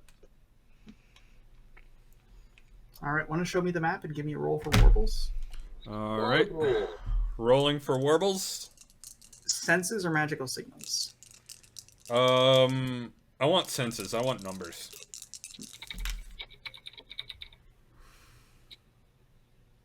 Wow, I am all over the spectrum of rolls today. That's 3 1s and a 4. For Pretty a good. 7. Bonus is helping. For 17. 17. You awkwardly slump against one of the posts, and a couple of the sailors help you kind of ease down against the deck of the ship. You slip into Warbles' senses for a while and fly south. You fly long enough that you're starting to feel the connection get a bit tenuous, and then There's a sudden lurch, and you move back into your body as you slip off of the ship mast and kind of have to brace yourself against the floor. Damn it. Too far? Yeah, a little bit too far out. Can't maintain it from this range. Okay. Where are we right now? We're the star. We're at the start. Okay, well, yeah, why don't we sail down towards that land there Yeah. and then try again. Like The that over mainland here. or the island? Island, I guess. Yeah. Seems fun to me. The wind predominates towards the southeast. You guys are a little bit off, but still taking advantage of most of it. Basically just 90 degrees from it. At least it's not 180. Yeah. You make your way to your desired position and start Try to slow again. up and prep for warbles to fly off. Alright. Check it again. Better roll. That is going to be a 24. You slip into Warble's senses again as you can feel Bilge like going in and making sure that you don't fall over this time. You slip in and start to sail. Vestigially, there's the occasional lurch as the ship like moves with the waves, but you're mostly anchored to Warbles effectively. After some time, you sail past the landmass and into the open. You can see that the blockade has changed. Instead of having a larger number of just like the same ship, like 4 or so, they have 2 like 3-masted heavy gunships, and then they have what could be best described as a swarm of small enforcers. It's somewhat thin. You think you count somewhere between 4 and 8 of them, which is single-masted ships. Ooh. So heavy-masted gunships and like swarms of single-masted ships. They've upgraded.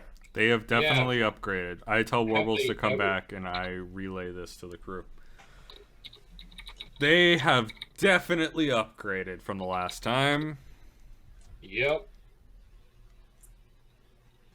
Okay. Look. Well, shit. I'm not entirely sure what we're going to have to do about that.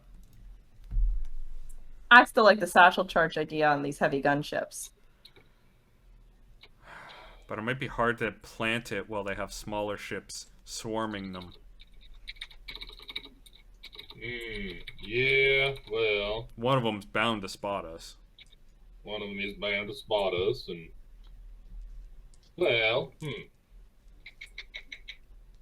you know, we could just go full tilt through them like we usually do. We could try and blow them to smithereens. Yeah, I mean, we can probably outrun the bigger ones, I'm assuming. But I'm more so worried about the swarm of smaller ones. Would they be able to keep up with us? Likely. By Probably. now, it is dawn. The sun is rising to the east. But what it?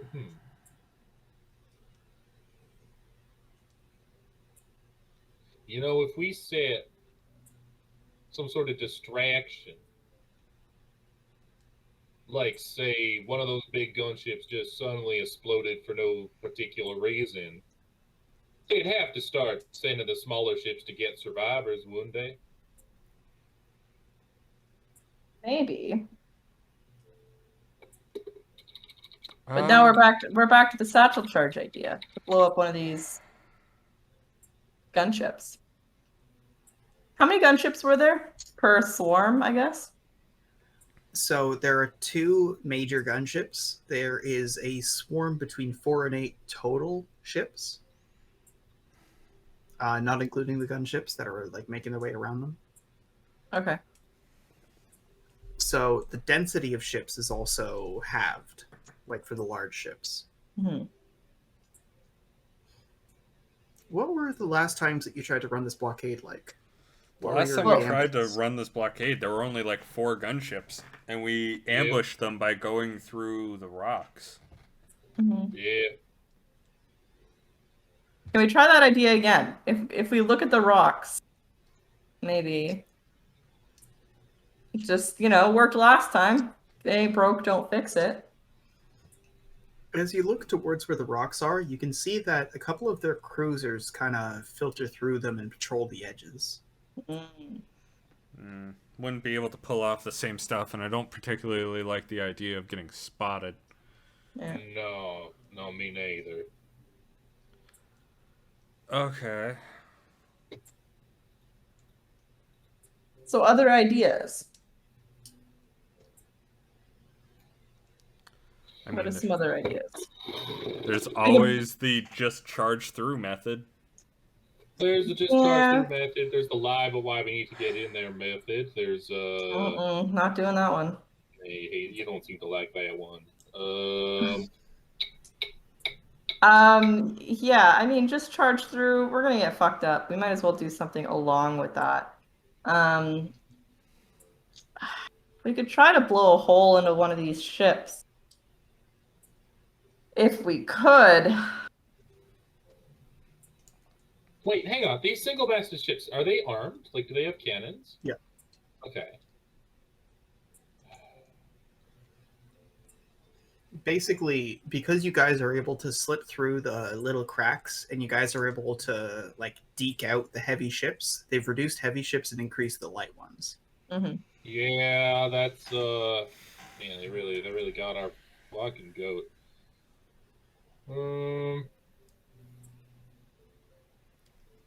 Canonier, Yes. how much damage do you think the apparatus would be able to do if it had a good shot at one of those single-masted ones? Well, I got down to a 0.76 fire cycle. Holy shit. 0.76? Could you explain that to... That's like... Can you explain that in terms people will understand? Yeah, like 75%. Percent of what? Yeah, like a Cycle speed. like a bat. But that's not.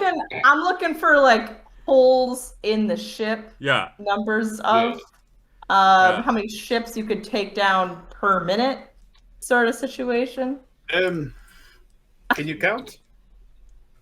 Sometimes, yeah. Mississippi's? Yeah. 1 Mississippi. Two Mississippi. 3 Mississippi. 4 Yes. Mississippi. 5 Thanks. Mississippi. Well, a little faster, and then you alternate the other side. But in terms of like that's good, great shots. Yeah. Against a single-masted ship. Mm-hmm. How much do you think that munition would do to it? The whole thing. Just through? Well, through, yeah, I mean, it's not a matter of like going through or not. You hit near the water line, it'll start to sink, and well, the danger when you approach an unfamiliar ship is you don't know their armaments. Take ours, for example. We have the best cannons you can have on a ship this size, with a revolving autocannon on the top. So we're pretty much the heaviest armed ship our size. So if there's a ship smaller than us, gone. Yeah. Man, what we could do, so they've reduced their gunships because we were being too sneaky. We could just go fucking guns blazing. Isn't that what we usually do?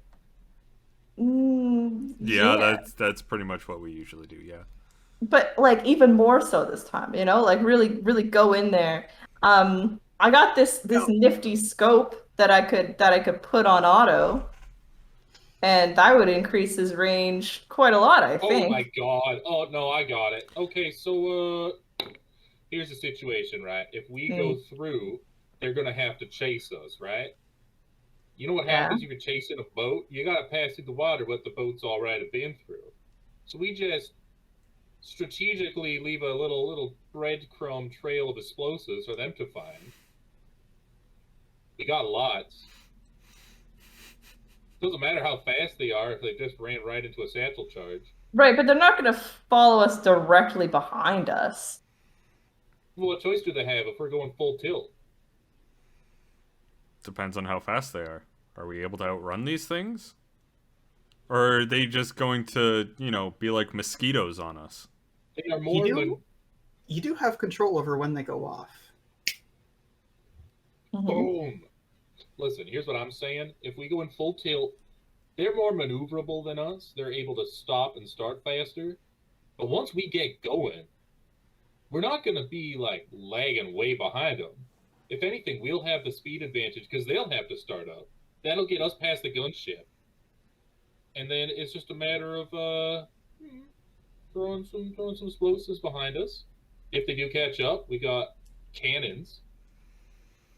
So you're saying we basically run the blockade, guns blazing, and then we throw satchel charges behind us to detonate anything that gets near them. Well, I guess what I'm saying is in previous times what we've done is we've rolled up to them casual-like and then blasted big holes. I'm saying we don't even come close to an engagement speed. We just full tilt fast as we can past them. Tiana kind of nods and goes, wait till the wind's right. Exactly. Wait till the wind's right. Get moving real fast. Make it so they do have to chase us. They're not going to expect us to have, 10 gold worth of explosive satchel charges that we're willing to waste on this. I mean, 10 gold's worth. Maybe like 5 gold's worth. We also need to get out. So... Yeah, exactly. Save it for the way out a little bit. Yeah, I don't know what we're going to do on the way out. Listen, if we go with my plan, which is we go lay low for a couple months, give me some time to put together this outboard engine. You want to lay low in Soth? No. Up in the syndicates. Just sail to the mountains. Sail to the middle of the continent mountains. I don't. Maybe later, but I think we should get rid of this stuff now. I'm not really a big fan of us having all these Imperial munitions on our ship for a long period of time. Doesn't really seem prudent necessarily. All right, well, I've said my piece. I like that idea. I think it's great. I think full tilt through. Guns blazing the whole way, going fast. Yeah. Faster than we should be going with the guns blazing. Yeah. All right. Guns blazing anyway. Will, with a good tailwind, how do I feel? I'm going to Omen Watcher this. How do I feel about us being able to outrun the little ships? You feel really good about it as long as the tailwind's on your side. That's the apex there. All right. Fuck it. Cool. Well, that's our plan. I'm going to go rig some of those satchel charges to float. Maybe get 3 of them. Big boomies. I don't like saying that. I will refrain from saying big boomies. I'm gonna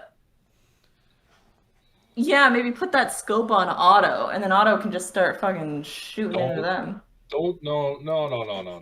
Don't touch Otto. Sun goes downstairs, grabbing a couple satchel charges, all right, I'm gonna rig a couple of these to float, and James just cool, I'm gonna attach the scope to Otto, and Sun's just well, now hang on a minute.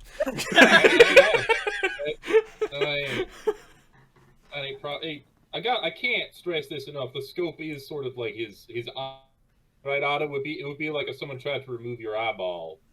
Right, but I've got a better eyeball. Right, but I'm fine with getting my eyeballs unscrewed. You're the one who's weird about it. Right. Well, Otto, now let's just say that it wasn't me with my carefully trained dexterous fingers that was going to do it, and it was some sort of monkey with a hammer.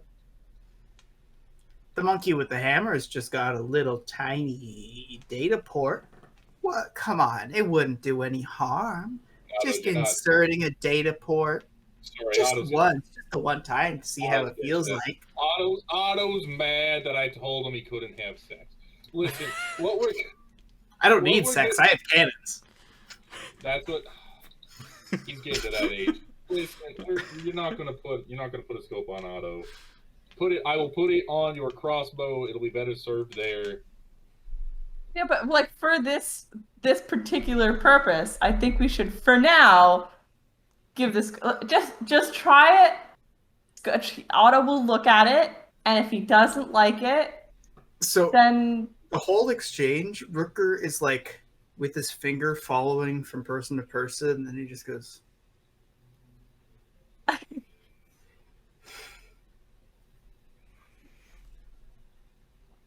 I'll put the scope on Otto. okay. And Otto will tell us whether or not he thinks that it is useful. How about that? So, what scope? Yeah, that's kind of my question. You have a scope on your crossbow, but it's like a sight. You have a whole body kit for it, but we haven't assembled that yet.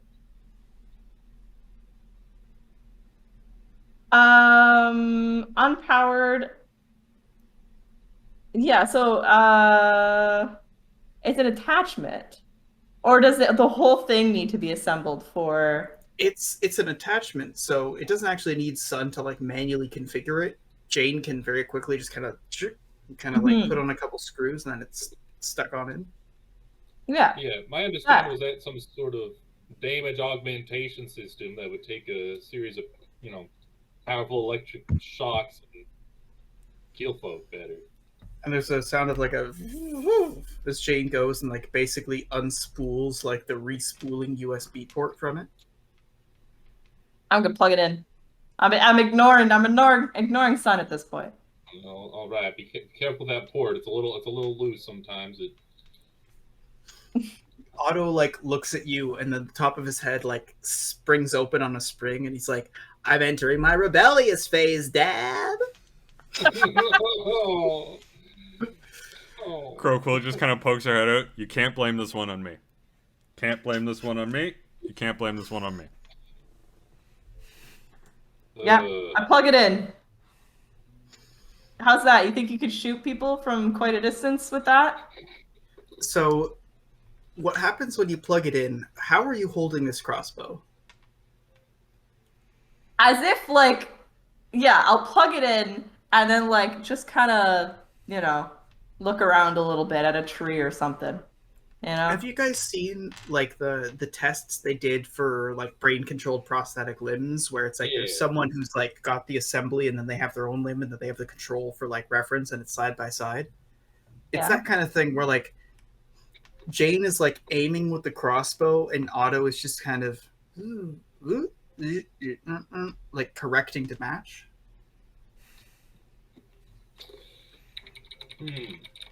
Well, thoughts? It kind of hooked up in the reverse way that I thought it would, but it seems to work, don't it? Well, I mean, couldn't you just... This seems a bit excessive. Couldn't Otto and Jane just operate opposite one another? Yeah, or, I mean, if Jane wanted to fire Otto, I mean, he does have a manual mode. But, I mean, this way you do have that nice optic on there, and, well, I suppose if Otto were all powered up, that'd be a different story. You might be able to get some juice flowing through the crossbow. And I'll be honest, I'm a little uncomfortable because I haven't had a whole lot of time. I don't know if you recall, but we've had this toy for mere hours, and I haven't quite had time to figure out how it all works. Well, Same here, holding up the box containing the salad fork. That scares me. I'm sure we can also figure this out later, I say, putting the crossbow down. Hey, Otto, So, yeah, experiment 2. Want to see what this electrical thing does? No, he doesn't. No, he does not. The salad fork? Yeah. I don't think that's an electrical thing. Oh, it is, I assure you. So as you put down the crossbow and unplug it, like Otto like resets to his 0 and then turns around to look at like Crowquill holding up that thing and goes, "Oh, I can't interface with that. That's Elven." Yeah. My experiment was more so what happens when this hits you. Oh, well, there's sort of, I mean, I could answer that one for you there, Crowquill. if sort of that elven piece of weaponry were to touch Otto, there'd be an instantaneous sort of explosive blast centered around your cranium as I set off each of these satchel charges. You don't even have them rigged. I'm the one who's rigging them. Ooh. We'll see At about this that. point- I can get fused together quite quick. Bilgy steps up and he kind of like goes, hey, son. Yeah. He goes, Mhm. research. Research. Weapons research. Cool. Research. I'm intrigued. Practice. Weapons practice. Oh yeah. Well, yeah, I love that part too. Use all of our new toys against the blockade. And that, like, immediately Rutger's like, okay, use one toy at a time. Well, I mean, We get one uncontrolled variable as a treat. listen, here's the thing. I am all for experimenting with our new things. I just would appreciate if my child wasn't the sort of focal point where everything converges. But So- Otto is the best to experiment because he's able to accurately record the data and give feedback, and presumably not go offline. Right. Okay. Listen, I'm going back downstairs. Do I have anything that I could use to attach my cool motor to Jane's crossbow? Because they have the same port, eh? Yep, same port. Do I have a conduit wire that I could run between them? Yep. All right, Jane, you leave Otto alone. I'm running a wire from like my shop where I have the engine set up to Jane's crossbow. So you creak open the door. You take a nail. You nail into the top of the doorway, then hammer it sideways so it's like a hook to hold the cable on the top of the door. From there, you thread it through. It has to go through the cargo hatch. So you do that. You try to get it open the hatch and then close it, but that pinches it, so you have to thread it through a hole. And then you pull, and then clunk, get it into the other side. And Jane's crossbow. All right. You can see, Jane, there's a little button right when it's plugged in that goes from red to green. All right. I'm gonna go adjust the throttle downstairs. I suppose try to figure out what this does without alerting the blockade that we're preparing high-power weaponry. Gabe, how well did you gaffer this? Are you studio quality? This wire is not fucking budging. Otherwise, our entire film shoot might go to shit, and something might light on fire. Or are you just this wire needs to connect to here, and I don't give a shit. People have eyes. It's both. It's listen, the whole thing will fall apart if this isn't done properly, but also, it doesn't. A little bit of loose hang is okay. It's got nails every couple feet, keeping it up. Will, do I trip on the wire? It's up. It's up. It's along the ceiling. It's up along the... Yeah, but not on the top deck where we On are. the top deck, no. So if No, I were on to the go top below deck, would I trip on the wire? If you're below deck, you wouldn't. If you're above deck, you might. I am currently above deck with Otto because we were just chatting. Please Right. don't trip on the wire. I'm not the one to make that call. Well, it's dawn. It is All dawn right. as the sun is rising. All right, let's wait for that tailwind. Here, Jane. Yeah. You give a shout when you want me to crank power to this thing. Right now. I aim at a tree. Oh my god, no! Well, they're Nope, gonna know. nope. It's gonna make We're- a big noise. Yeah, we're not in combat yet. Let's see. You can always unplug it and do your own thing with it. I mean, all that it's gonna do is make the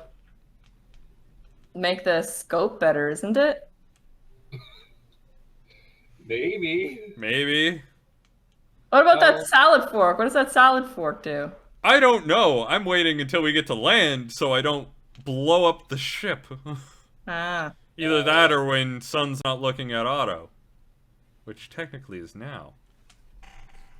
how's oh my god, how's that tailwind suiting us?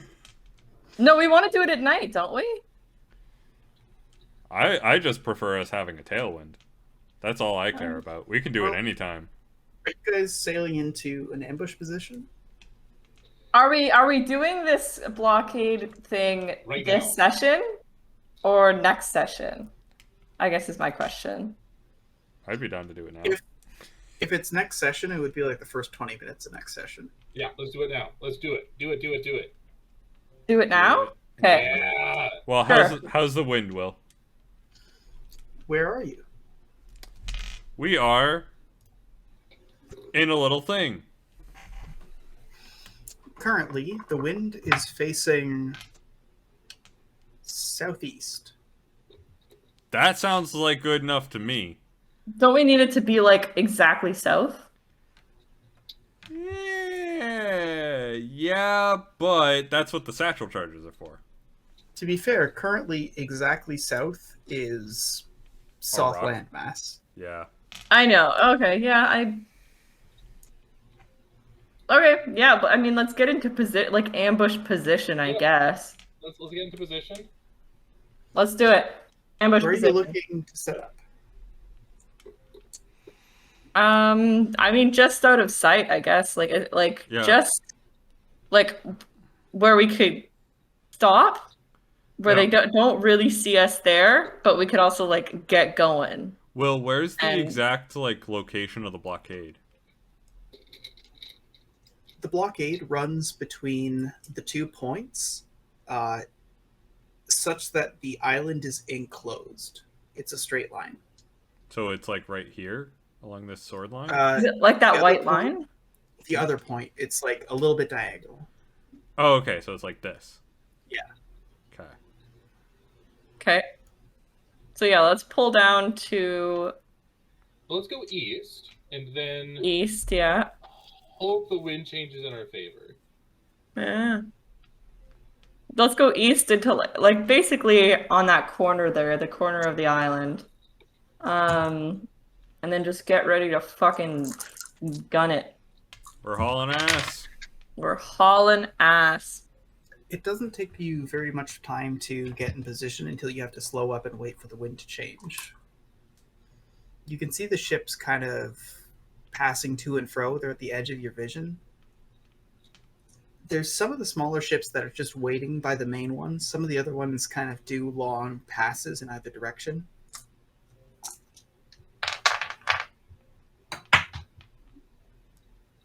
That's cocked. There we go. The wind stays steady to the southeast. I say through we the go. early morning. I say we go. Well, that ain't the plan. I don't know. I think we need it to be south, don't we? I think we'll be lucky. Oh, all right. I'm Full hesitant. sails. Well, let's do it. Let's do it. You know what, Crow Quill? You ain't been wrong yet. I feel like All we'll right, be lucky. southeast. Okay, southeast. Let's go. All right, right in the middle of a working morning, you guys start to run the blockade. The wind isn't perfect; it's to the southeast, so your sails are still kind of catching a certain amount of off-angle wind. But for the most part, you're moving nice and steadily straight. Because we're gonna be heading mostly southeast initially, right? Like to Yeah. get to the blockade will be southeast, and then past the blockade will be south. Yeah. You surge around the corner of the point there, and before too long, a couple of the outlying ships start to navigate towards you. You start to get closer and closer to the blockade as they start to close in. As you make your way past the line, you can see the larger gunship is slowly preparing its sails to try and not necessarily pursue, but engage. The nearby ships are also starting to follow you. I am pulling the throttle back on that engine. Full power to Jane for her to do whatever the hell she wants with it, whatever that does, and then I'm going to help set up the apparatus. Yeah, I am So- I'm booning whoever is on the wheel, which I'm assuming is Bilgy, to give him some good piloting luck. So with the throttle, you go in and it's like a little gear with like a flint nearby, and there's a rip tide that like manually makes it turn. So you go in there, and it goes, and it like briefly flares with a catch, but you can watch the fire crystal fully like get lit by a flame and then extinguish as it starts to glow. From there, you can watch like the warping of the air in the nearby area as like the water tank above starts to steam off, and slowly this thing starts to spin. Jane, above decks, you hear a hum coming from the front of your crossbow where all those like loops are. Occasionally there's a little like flare of lightning, but it's very faint, just enough that like you can barely see it when it happens. You watch the indicator light kind of the way that things do when they're faint on battery, like kind of wane and wax, and then it starts to grow solid. What I'm going to do to test this is shoot whoever is at the wheel of the closest ship. Oh god. All right, so you grab this. Bilgy is keeping an eye out. He's trying to stay straight. You can see him just kind of like, it's entirely unnecessary. He's just like switching his grip every now and then on the wheel, keeping steady, doing a slight list, trying to catch with things. As you get closer to like where the ships are starting to catch up to you and you're on the other side of the blockade, he veers slightly to the side just to catch the wind a little bit faster. One of the ships to the back is starting to pursue. It's the closest, the most evident target. What are you doing? I'm shooting the guy at the wheel. Okay. So currently, you have 3 times range. Mm-hmm. So as you like look into this crossbow, you can see like there's a couple of little like lines that are etched into a crystal at the front of the scope by some sort of dwarven mechanism. And as you aim, you can see them just narrowly kind of thin and thicken to work with the distance. Okay. Give me some snipes. These fancy ass dwarven scopes. Do I need? Can I do sniper? Yeah. Yeah. Okay. So we're sniping. If you're going 3 times range, I feel like you're sniping. We fucking sniping. You're about to set a world record for distance to head explosion. It's a Canadian thing.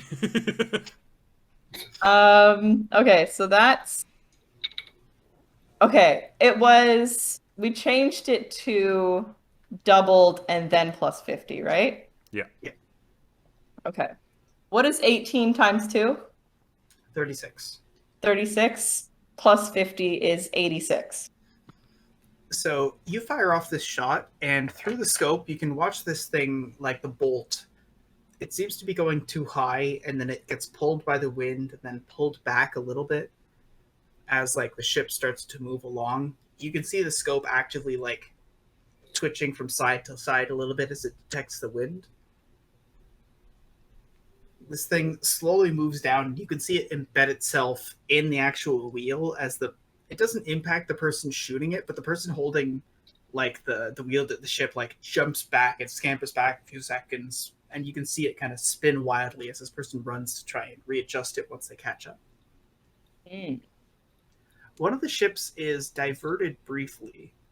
The other 2 smaller ships that are pursuing you are kind of like in fleet with them. There's 3 of them in the middle distance behind you, all like closing in past the island. The wind changes. The wind is moving towards the southwest. Which way are you guys going? I guess we're going southwest. South, mildly southwest. Yeah, south mildly west. Yeah. How close are these ships? Are they like? Are they within dart range? Are they within magic range? Oh, well past that. They're in the middle. They're in the middle distance where it's more like you're trying to outmaneuver them as a sailor than trying to avoid getting shot. Okay, in that case, I boon Bilgy and then go and knock on Sun's door and just be like, "How are those satchel charges coming?" Oh ho ho ho! Oh, they're looking fine. I've just strapped them to empty barrels so they float, essentially. Like, How many can I do multiple sniper shots? Like, because we're just. It doesn't. You take have enough much. time to steady another one and get it ready. Now that I've kind of figured out this thing a little bit, I'm gonna do another sniper shot. What are Ready you another targeting? one. There are 3 ships, all of which are still fully crewed. A different one than the one I previously shot. So maybe the one on the right. All right. Person at the wheel. Same thing. All right. Croquill, you have got the satchel charge right in front of you. What are you doing with it? I'm casting a... I'm gonna say fire blast. Something that I think would actually go off in water and, like, hit the satchel charge. I'm casting it on, like, the inside of the barrel so that it doesn't get, like, washed out by the water. and I meant, yeah, and I meant to say I put the fuse for the satchel charge into the barrel, specifically for this purpose. So you crack open the barrel, you put the satchel charge in, and then on the inside of, like, the barrel cap, you start putting the sigil in for, like, a delayed elemental blast, and then you seal the barrel and start carrying it out to the back of the ship. Yeah. And then I give it to Tiana. And say, tell me when. Tiana nods and then just, like, chucks it over the back and starts watching. You can see her put, like, 2 hands on her hips. How are we doing, Jane? I got a 90. 90. You're aiming for the other one, and this one manages to, like, graze the side of someone's shoulder. At this distance, you're really not able to get those, like, dead-on shots, but it's enough that you can get close and scare people. It makes someone panic away from the wheel, just like before, and now there's only 2 ships kind of in the middle distance. One of them is a little bit further away. You're creeping further, but, like, they're still going to be in engagement range if they follow you all the way to Dagger Bay. Is the gunship following us? Like, is it turning around and? You've actually gone too far. It can't turn at time. Okay. Ooh. All right. We be sailing. We'd be sailing. Eventually, unless we want I to think, just turn and fight these 3. yeah, that's what I'm thinking. Let's get a little.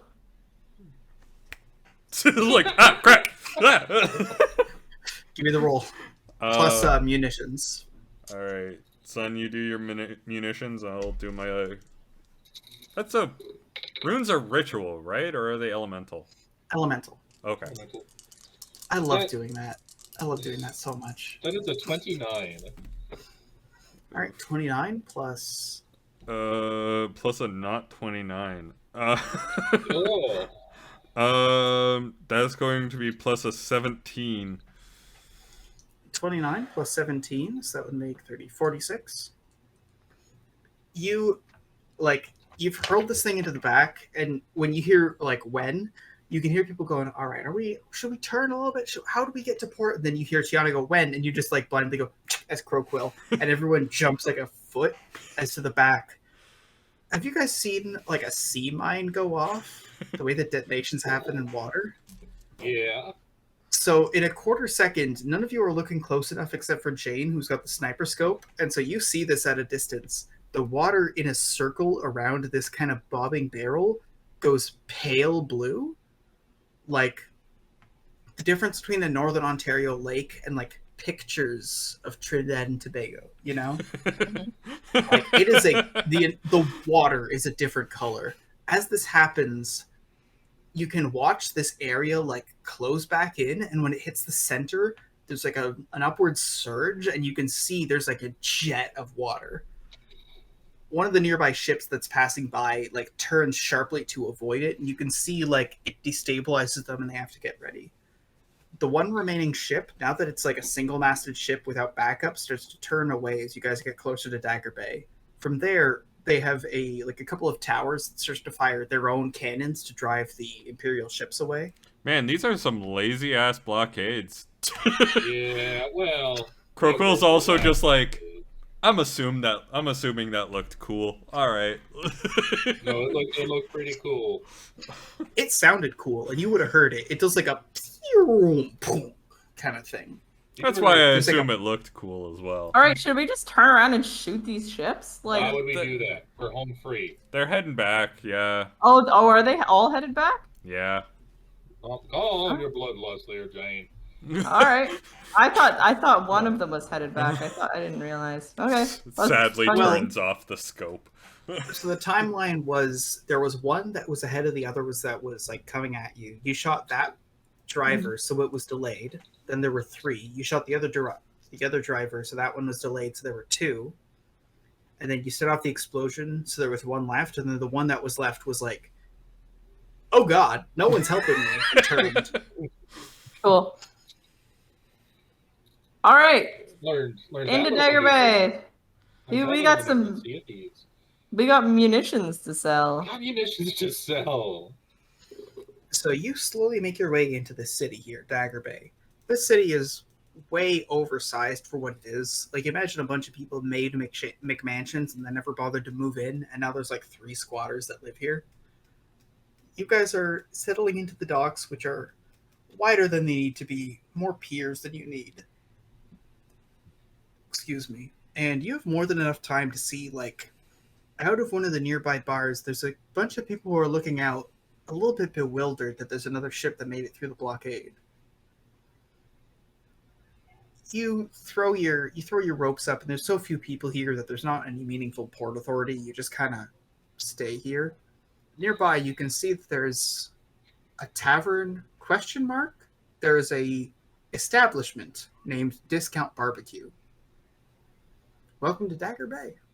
I'm giving a great big welcome, saying, now tell me, have you fine fellas heard of Canonier and Sons Fine Munitions?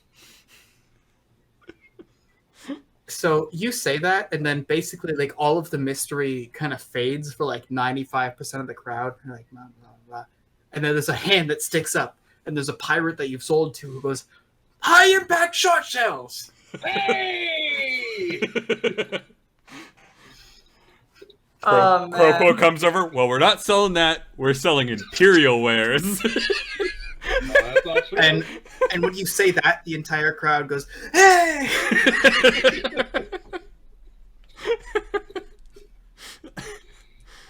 Stolen Imperial wares. Do you guys want to cut it there so we can kind of have next session be the one where Yeah. you're like Yeah. in here selling all your crap? hmm All right. That was a good session. Yeah. Got some good stuff out of that.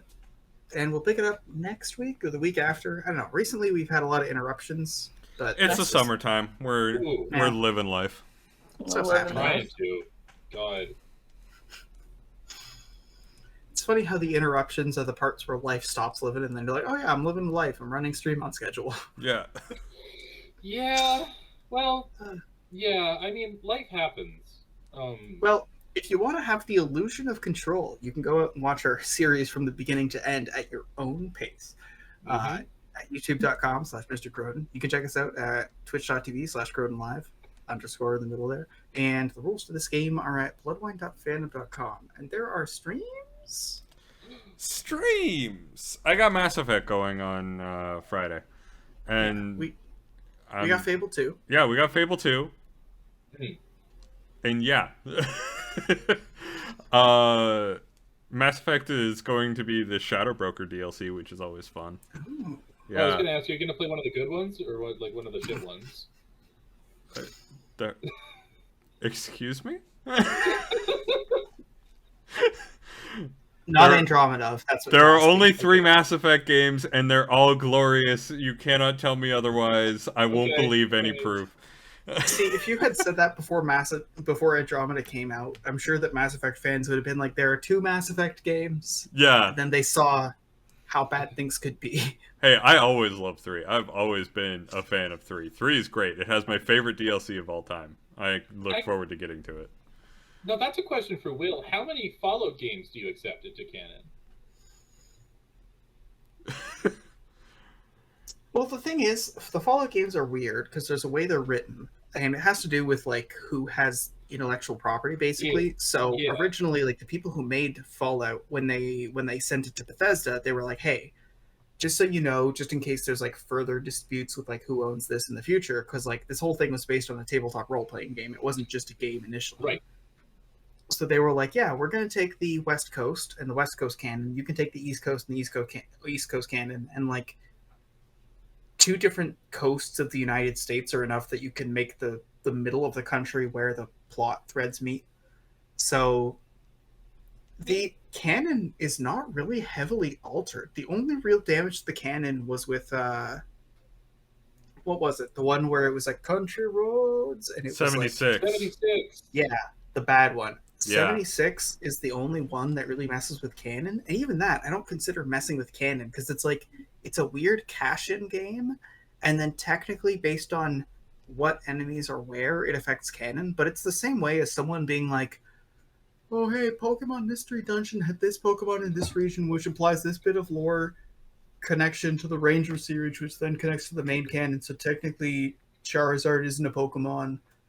Like it's that kind of thing. Like, if anything, much like the world in the Fallout universe, Fallout has survived the apocalypse of 3, 4, and 76 and come out the other end being like, "You're still playing New Vegas." But the real question is Fallout Shelter canon?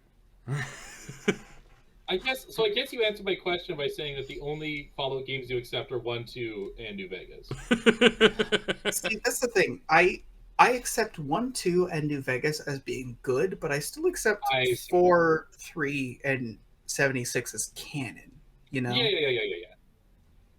Like if Fallout 5 comes out and it's made by like all the people who made the originals, and they're like, "Yeah, we're the original team, we're the original everything, but also this is Fallout 5 and there are synths in it," I would be like, that makes sense. Yeah.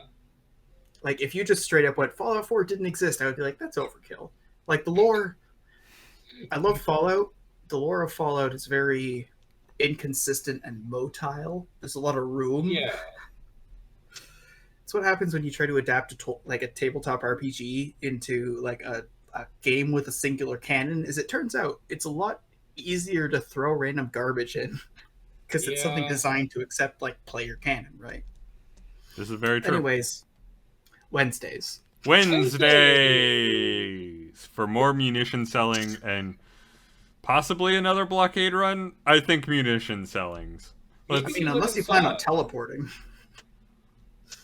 Fair enough. All right. We'll see you then. As always, thank you everyone for watching, and we'll see you next time. Bye.